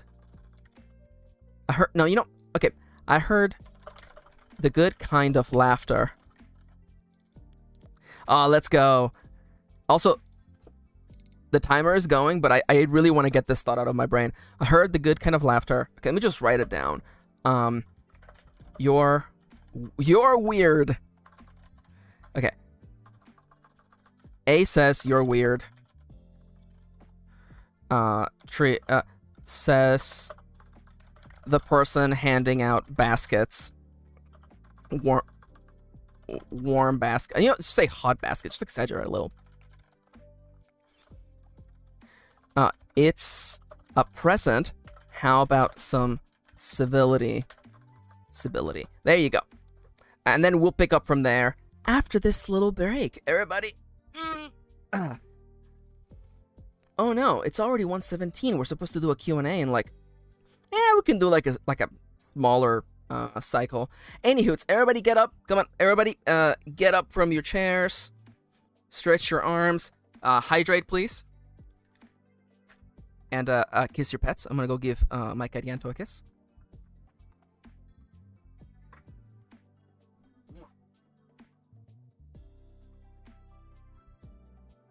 Oh yeah.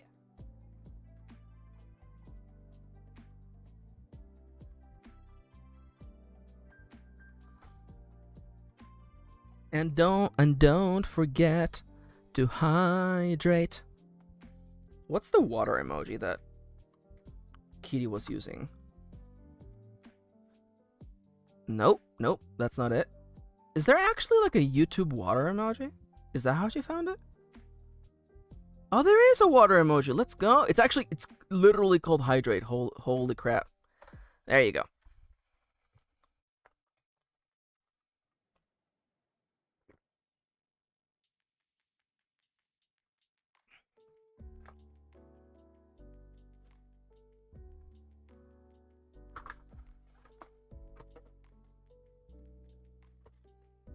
All right. I hope everyone did do some stretching. Yeah, no, I've always made it a point to drink lots of water. It's one of those things that it's really easy to forget. And honestly, it's just so good for you. Nobody's drinking enough water. Literally nobody's drinking enough water. Oh.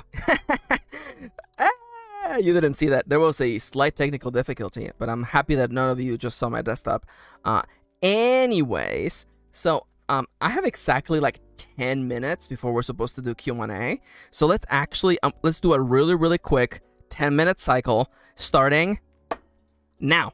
Okay, I heard the good kind of laughter and looked up to find the stranger smiling at me. I want something about trip, like, you know, I didn't realize what I...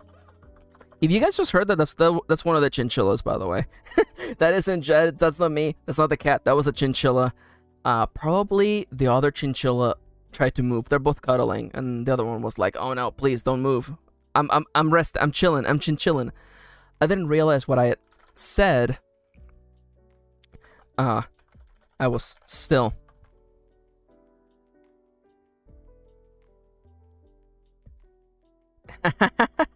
Yeah. Although, you know, if you drink coffee, you should still drink regular water, because, you know, coffee will dry you out, but, you know, just any kind of hydration is ultimately better than no hydration whatsoever. Honestly, sometimes I get to thinking about how, like, you know, old-timey people didn't live very long, and I wonder if it's because they didn't hydrate, you know? Because, like, you know, you had to, like, you know, go from settlement to settlement, you know? And I wonder just how much of that, you know, maybe that, you know, maybe more hydration, better life, longer lifespan, I don't know. I'm not a scientist, and I'm not pretending to be one. I didn't realize what I had said. I was still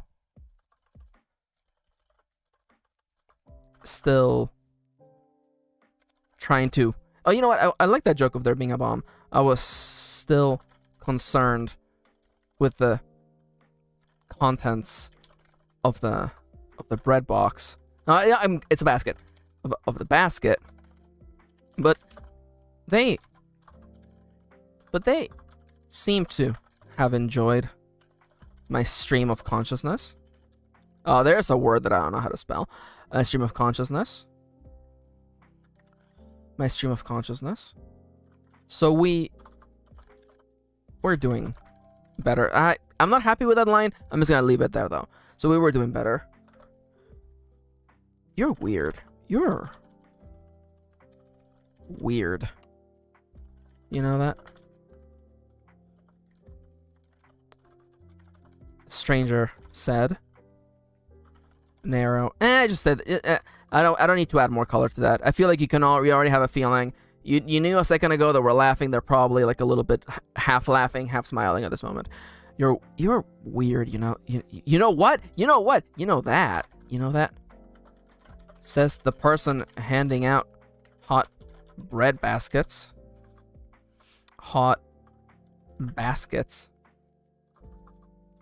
You know, I actually like you know what? I actually like tripping on this, actually, and assuming that it contains bread, which it does. No, it's not bread, it's cake. There you go. Says the person handing out hot bread baskets. Bread baskets.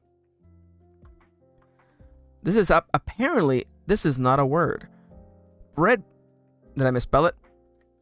I definitely was misspelled. Says the person handing out hot bread baskets. I meant this to be a bit of a zing. Says the person handing out bread baskets. It's not bread. It's cake. It's also present. It's also present. Says the person handing out bread baskets. I didn't mean it to be a... I didn't... No. Says the person handing out bread baskets. It's a present. It's a present from my... She's... welcome back, Kendra. We're almost wrapping up with writing at the moment. We have like 7 minutes left. It's a present from my grandma. She's into that civility nonsense, and thought we should get you something, seeing as how you're our first neighbor and all. Yes, I put another O in neighbor. When will I be stopped? It's a present from my grandma. She's into that civility nonsense, and thought we should get you something, seeing as how you're our first neighbor and all. Um, the stranger was so excited. No. There was such a lack of excitement in the stranger's voice. I might actually put this in the middle. It's from my grandma, and she's into that, grandma, and she's into that civility nonsense.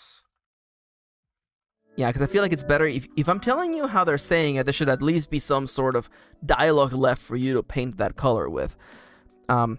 There was such a lack of excitement in the stranger's voice. They might as well have been talking about doing their taxes.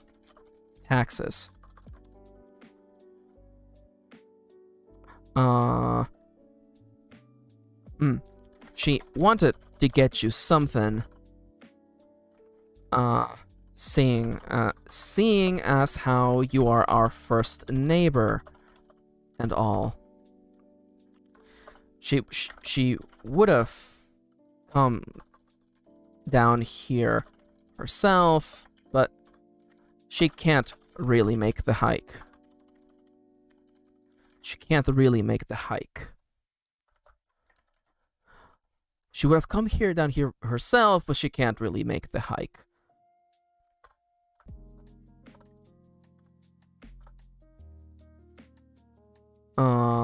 I would Trip make a joke about Erilyn being Little Red Riding Hood? I don't know.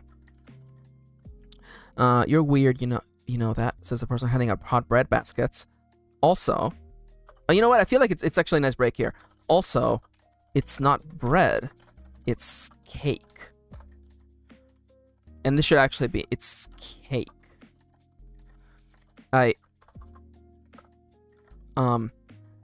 I feel like we've had so much indecision in the side of Trip. Let's just have them actually pull back the curtain and reveal that it was in fact cake. Also, it's not bread, it's cake. The Irish subway experience, yeah, it's got so much. See, the fun joke that I'm heading to is that Trip's gonna pull it over and it doesn't look like cake. It it's this world's version of cake, and it's just like and Trip decides to not question it. It's not bread, it's cake. Cake baskets. I pulled back the little. Did I call it a cloth? What the hell did I call it back then? So look at basket. A cloth.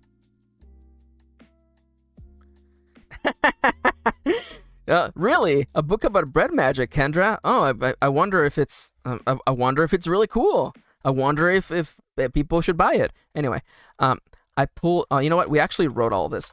I pulled the little cloth off the basket. Still unsure if I. No, yeah. Okay. I pulled the little cloth off the basket, revealing something that wasn't. Yeah. People should really read People should leave reviews on Amazon and Goodreads, even if they don't buy them from Amazon, because reviews are the lifeblood of people who write books, and publish books. Revealing something that looked more like a loaf of bread than cake. Everyone, the mods are having too much fun. I pulled the little cloth off the basket, revealing something that looked more like a loaf of bread than cake. Now, a part of me wants to be like, it looks kind of like a marble rye if a marble rye was rectangular, but I don't really want to. I kind of like leaving that open for the reader to just inject that in there. Also, the timer's gonna go off in 40 seconds, so we gotta at least have I pulled the little cloth off the basket, revealing something that looked more like a loaf of bread than cake. It was a nice golden brown, and spotted with a combination of nuts and dried fruit.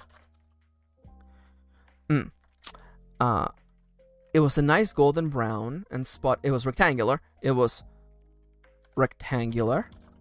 It was a rectangle. No, rectangle. That's dumb. Oh no, timer. You're gonna have to give me a second.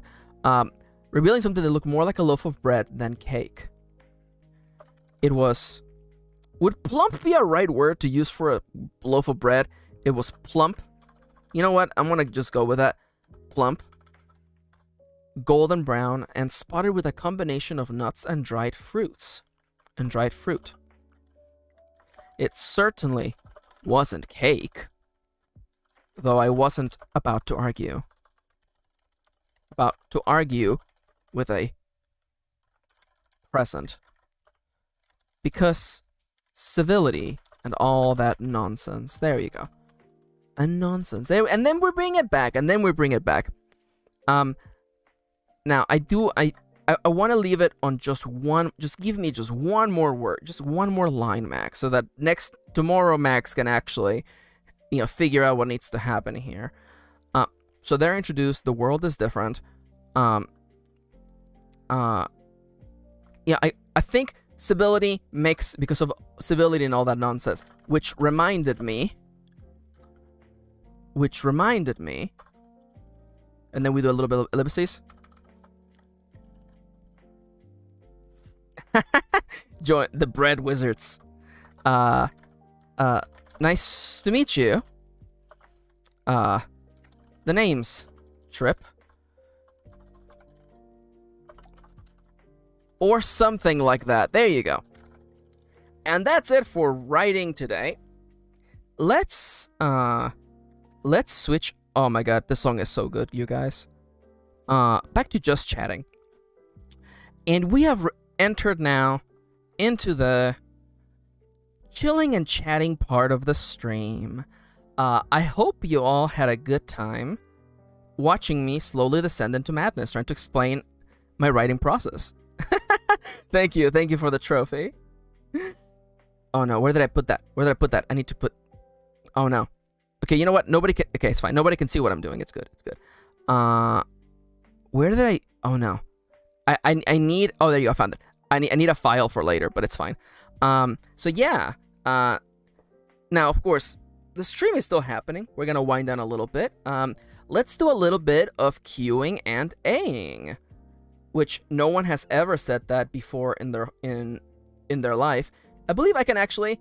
Yo, let's go. I can actually start. Do you have a question? Thank you. I hope it was. I hope it was fun. It's also my first stream, so please be nice to me. But yeah, the writing process is really fun. Let me actually. I'm gonna pop a Q&A, by the way. Does anybody have a question? Feel free to just you can drop it in there, and we can tackle them together. But yeah, you know what? My throat is parched. Let me just grab a little sip of water.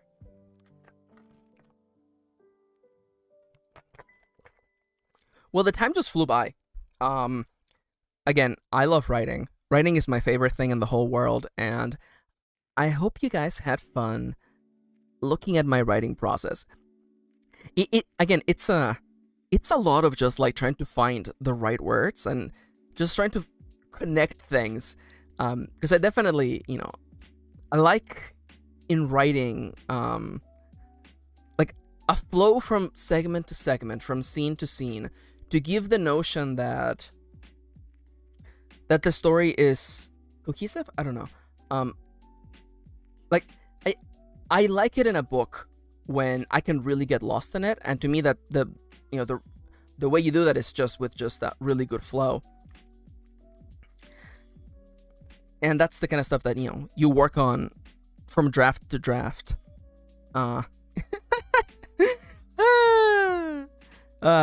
Sorry. Also, I really love this song. It's making me a little bit emotional. How are you all doing?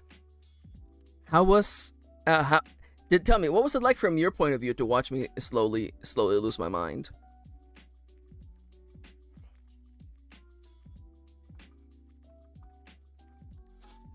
Because, like, I guess it's weird, right? It's weird because, like, I knew this was gonna happen. You know, I organized the stream.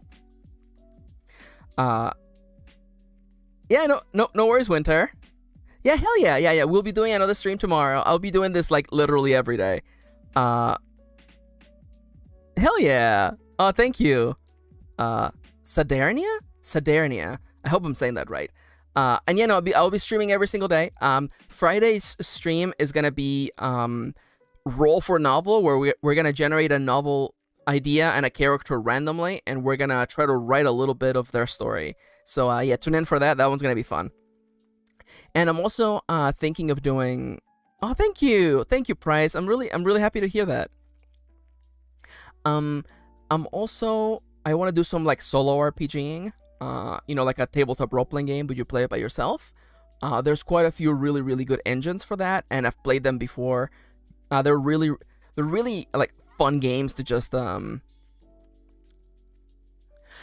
So have you generated a story like that before with random tables and stuffs? I haven't, though I have used like random tables from games like Iron Sworn and stuff like that to help with story ideas. And Kitty and I, we actually came up with the whole table for rolling the story, and it has like, you know, picking the genre, picking the tense, the POV. We have a character generator. Oh my god, thank you. So Iron Sworn is so freaking good. I have my physical copy for Starforged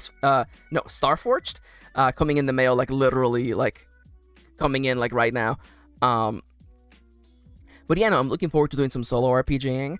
Oh, cause also, you know, listen, that's the reason why I got dice going, you know? And again, like Iron Sworn is just so much fun. Especially like the character and like NPC generation is just so much fun. You know, you do a couple of rolls and suddenly you have a completely realized character.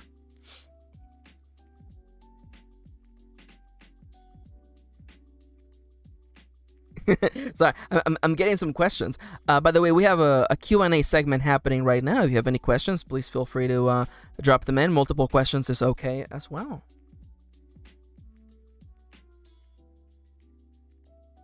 Yo, I can do so many things here.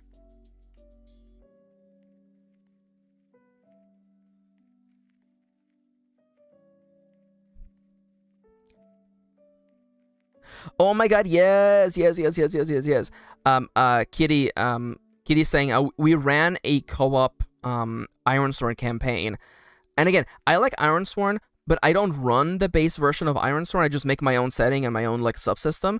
I love the main mechanics of it. And we did a campaign that was basically a shoujo anime, where Kitty's character wanted to confess her feelings for another girl at this all-girls school, and like it went places. It was so good. It went places, and there were so many rolls that we were like, if this roll is high, someone's gonna get stabbed. And like it was just, there were so many times where we were like, it's like depending on the roll of this die, this scene is going to completely change in tone. And sometimes it went places. Sometimes, you know, the good sense of good people prevailed in some scenarios, and that was great. Yeah, I definitely, one day we should tell that story for sure. Oh my god, it was so much fun. And again, Ironsworn, default Ironsworn is like a Viking setting. Oh my god, yeah. Also Fiasco's so good too. I would love to just do like Fiasco with you guys, honestly, on the stream. But like, I love Ironsworn by default is like a Viking campaign, basically, like low magic fantasy setting, and that's cool as hell. Like, I love the guy who made it. He's a really cool dude. But like, to me, the biggest compliment you can give to a tabletop system is like doing your own thing with it, you know? Because I took the mechanics and I'm like, oh yes, this is very good food. Thank you. Oh my god, Sean Tompkin for making Ironsworn. But yeah, like I made that into anime, and that worked really well. And like, yeah, no, I definitely have plans. A part of me, again, I want to write a book with giant robots, but there's no time. Trip needs to happen. After that, I have to release that fantasy book. Yo, sorry, I got a spam question. On my I got a spam question on the Q&A. That's hilarious. Sorry, I'm dying over here. I'm dying over here. Sorry. A person with a name that is quite literally like a site for let's say pictures of naked people left a comment that was like private photos on my site. All right, welcome to getting banned forever, spambot. Hilarious. Let me grab a couple questions. Well, not really a question. But you know, Alex Sigworth asked, Alexander Sigworth, it was like being able to watch you through your window. Now I don't have to do that. I mean, I did say I wanted to pop the window open. Price to pay. How do you stay on target when the Blood Bunnies start bouncing? I find that paralyzing to the point I can't write anything until I acknowledge the new Blood Bunny. Well, I think, no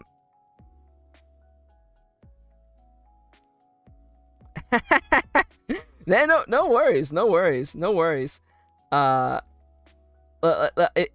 It was funnier that way. So as for Blood Bunnies, I know I'm hitting all the milestones. I got spam already. Let's go. But as for the Blood Bunnies, that one's tough. The way that I battle them is that I make a deal with myself.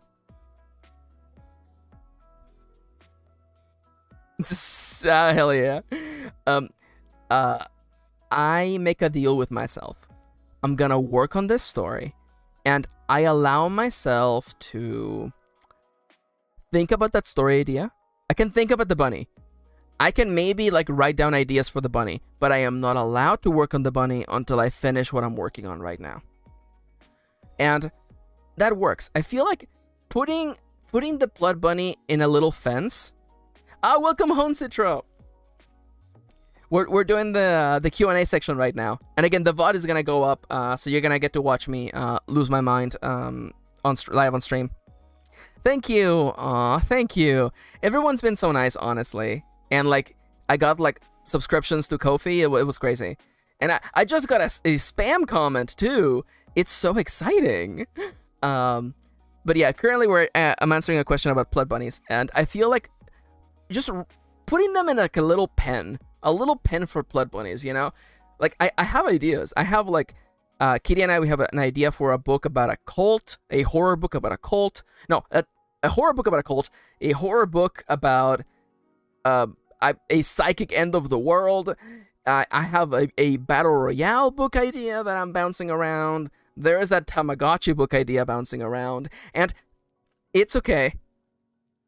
Oh my god! How did you see me ban them? Or how did you know it was that site? Jesus Christ. Freaking that's hilarious. Also, I can't see one of the questions. YouTube, your UI is a little bit busted, buddy.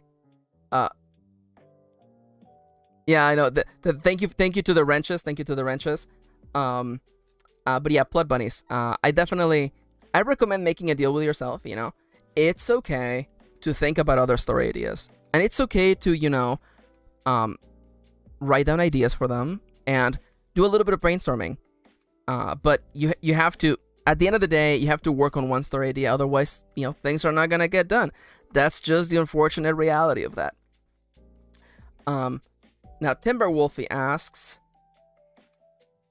how would you feel about us making our own little fan characters for ourselves just for personal funsies? I'm gonna assume maybe you mean like making your fan characters in my world. And I mean, yeah, whatever you do for funsies is fine by me. You know, fan art of my characters, fan art of the gremlin, fan art of me, all that stuff is good. Definitely, you know, as long as you do it for funsies. Pretty much. And I especially I trust you, Timberwolfie, so yeah, no, have fun. There's of course way more to this world than you have seen, but you know, you'll learn more as we write together. There's one more question, but I can't access it. Oh no, it's It's a question from Moontomes, but I can't read it because YouTube's UI sucks butt. Okay, I'm gonna end the Q&A just to see if I can read the question. Okay. Oh no! Oh no! Moontomes, I am very sorry. YouTube betrayed us. Could you send me your question again? I'm really sorry. I will never again use this QA feature. That was a mistake. Well, lesson learned. Another checklist? Okay, so for the first stream, we got spam. We got donations. People were nice. I lost my mind trying to write in general. What else happened? Oh yeah, also, the stream, wait, did the stream actually break though? Or was it just YouTube though? Please, don't scare me. There's 15 minutes left on the stream. Okay, thank you. Terrified. For a hot second, I was sweating bullets. Yo, we should have done a stream bingo. Yo, if anybody wants to get on that, if anybody wants to get on, making a stream bingo, like, hit me up, let's go. Thank you to all the wrenches. For a hot second, I was like, oh no, the stream is broken. But yeah, honestly, like, it's been really nice to just chatting with all of you guys. Yeah, and for any shout outs to anyone who's watching this in the future, actually.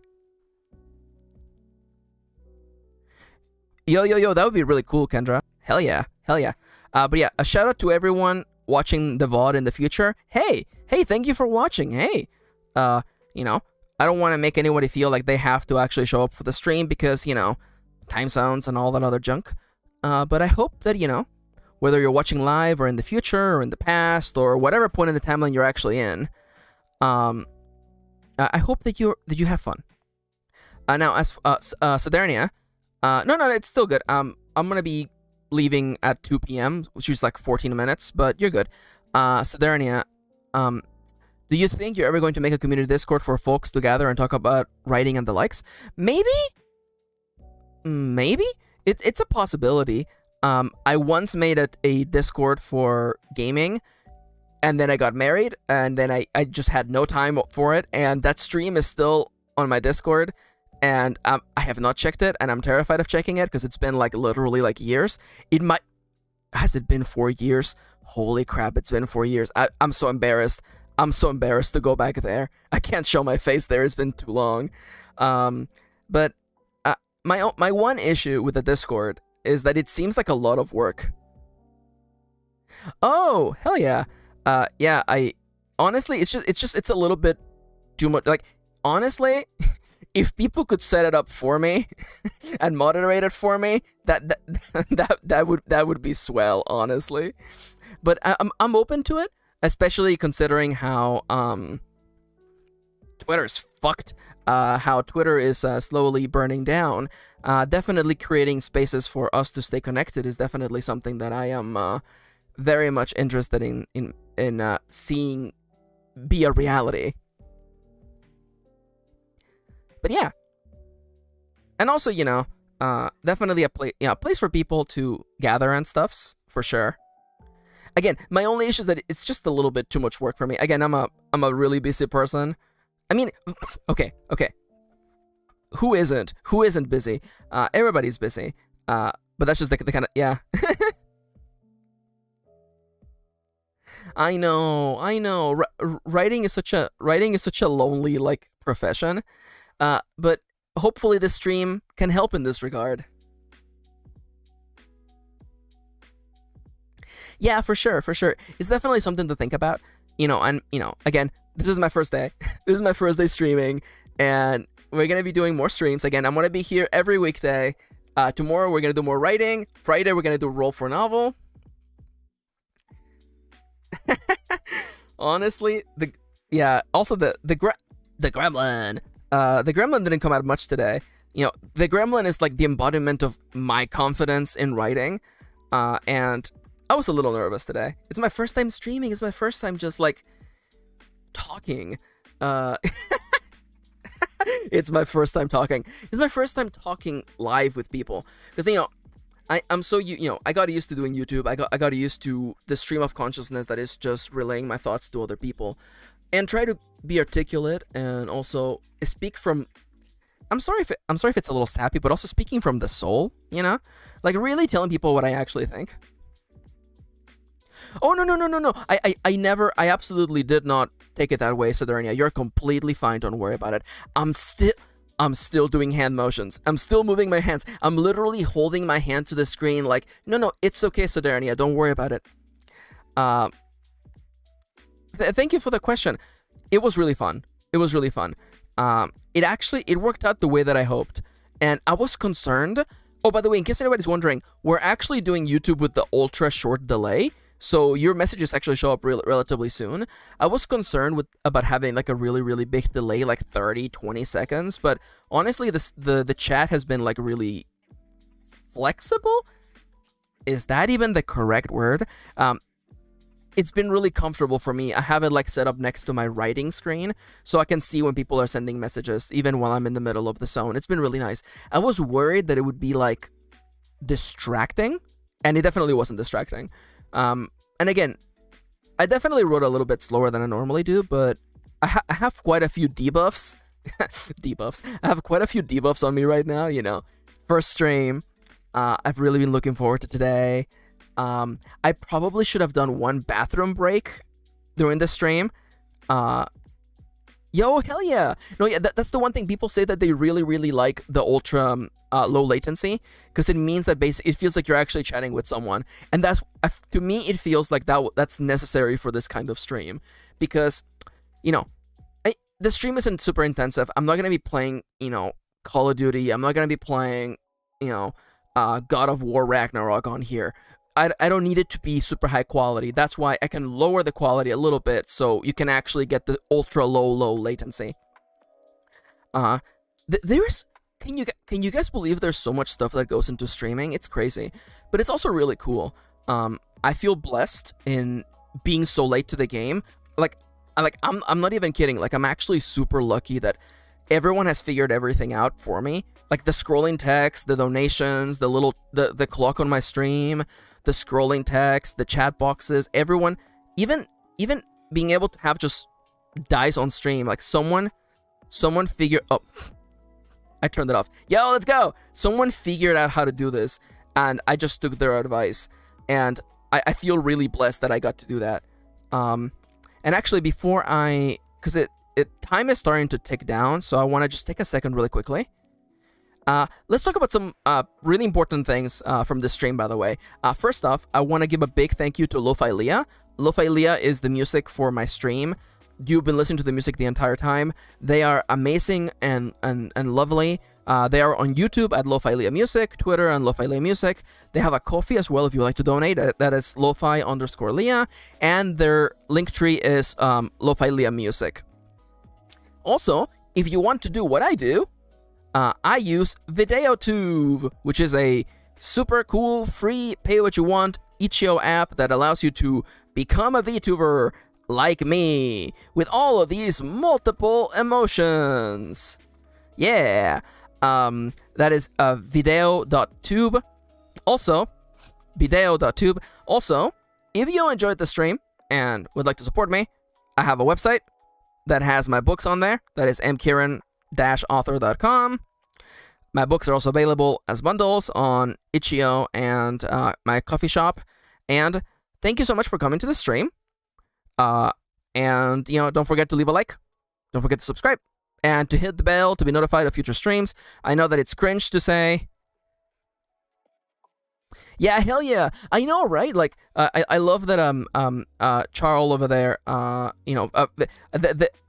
showed them my setup and then they were like, yo, that's dope. And then like in 30 minutes, they were already doing what I'm doing, which is great. Honestly, I'm so grateful that people have figured this stuff out for me. And I know that it's a little cringe to be like, remember to like, comment, and subscribe and hit the bell to be notified of when I come up with the next video. But, it's stuff that's needed to, propel yourself forward in the industry of existing on the internet. Anyways, one of the reasons why I I wanted to do this is mostly because one, I've always wanted to stream.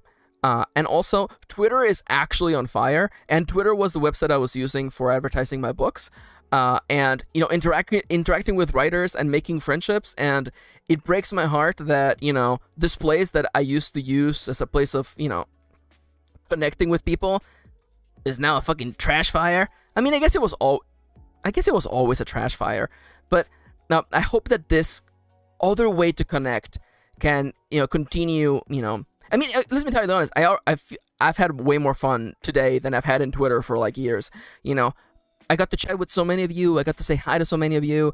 The people who I've only known as icons, now I know as people with a bunch of little things going on. And you guys made me laugh. And yeah, I know I've been gone for so long, Dimitri, and I'm honestly happy to be back. I burnt out from YouTube a couple years back, and part of it was the culture in YouTube changed very rapidly. It became very clickbaity. The YouTube face, came and destroyed everything. The Fire Nation attacked. And also my anxiety got really bad.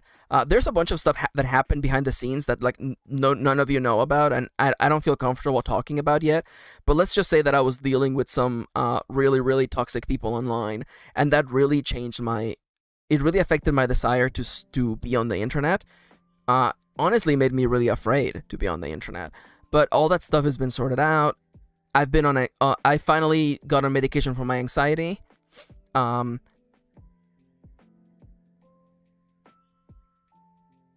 Yeah. Oh, really? I didn't know that, Citro. I didn't know that Vtube is just like, it's the name for the animal. That's funny. And yet, thank you, Moontomes. Deer tube, I love that. I love that so much. And then the mascot is just a deer in a tube. Whoa. Okay. But yeah, no. And again, I'm. Last year, was it 2 years ago? Anyways, I started on anxiety medication. My anxiety has been way better. And that's actually when I started releasing books again. I felt more comfortable in my ability to interact with people online and feeling a lot more safe. And it's kind of funny because after when I came back to YouTube 2 years ago, making little Animal Crossing videos or videos. Okay, I was doing writing advice videos using Animal Crossing, Horizons. Right after I released the last video, I had eye problems. I don't know if you guys remember it.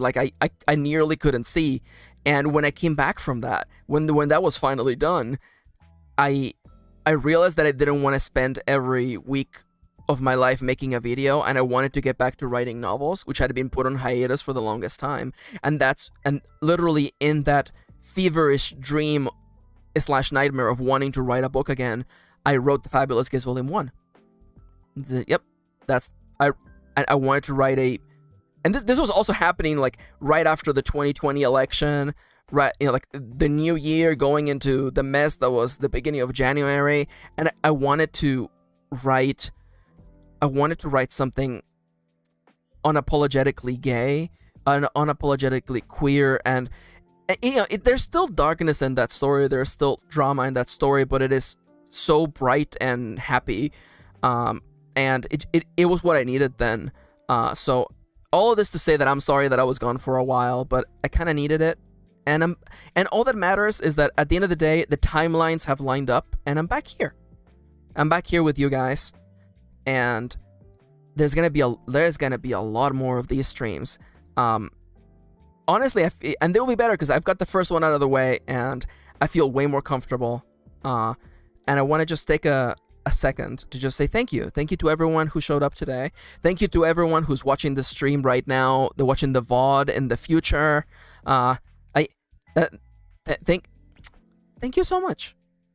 Thank you for giving me some of the time in your day. Thank you for making me your companion during some of the few hours that you have to for leisure during your day.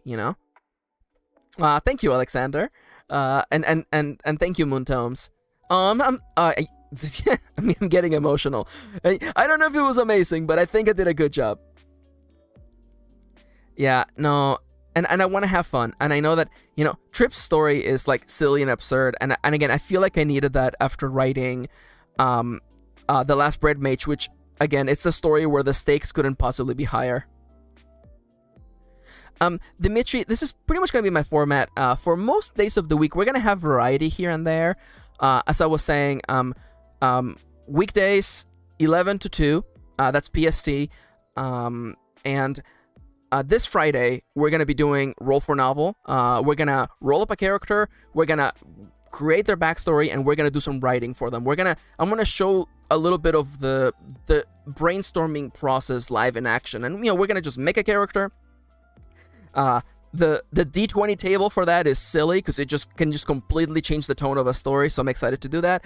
I also have plans of doing some solo role-playing, which is still creative as hell, especially with a system like Ironsworn, like we were saying with Sidernia earlier.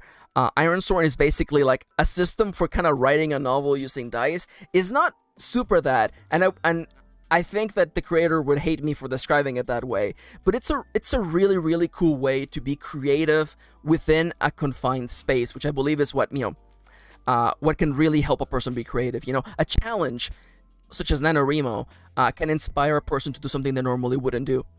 But yeah, that's gonna be the format going forward. Hell yeah, Alex. That's the energy I like. Yeah, you know, get back in there. And I've said this before, and I'm not being sappy, because I really do mean it. Someday I want to read your guys' stories, and I'm not being sappy. I really do mean that. Because I just love reading my friends' works, but also because I want to believe that with just this little bit of extra good energy in the world, you know, things will get better. You know, this is the way that I'm changing the world day by day, with my stories and by inspiring people. And I definitely, when the day comes that your story is complete, I would like to read it, for sure. That's a promise right there.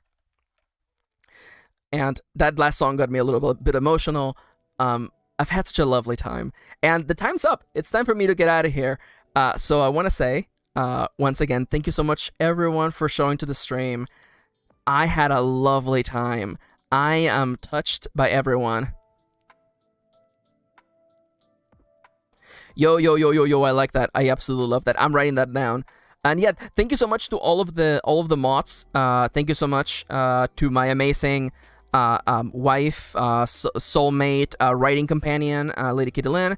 Thank you so much to Charlie Arlette, who's an artist and a writer, and also Kendra Donahue, New York's finest. Thank you so much to everyone. Yeah. Thank you so much to everyone who showed up. I am absolutely touched. And I will be seeing you all next time. Goodbye, everybody. Mwah.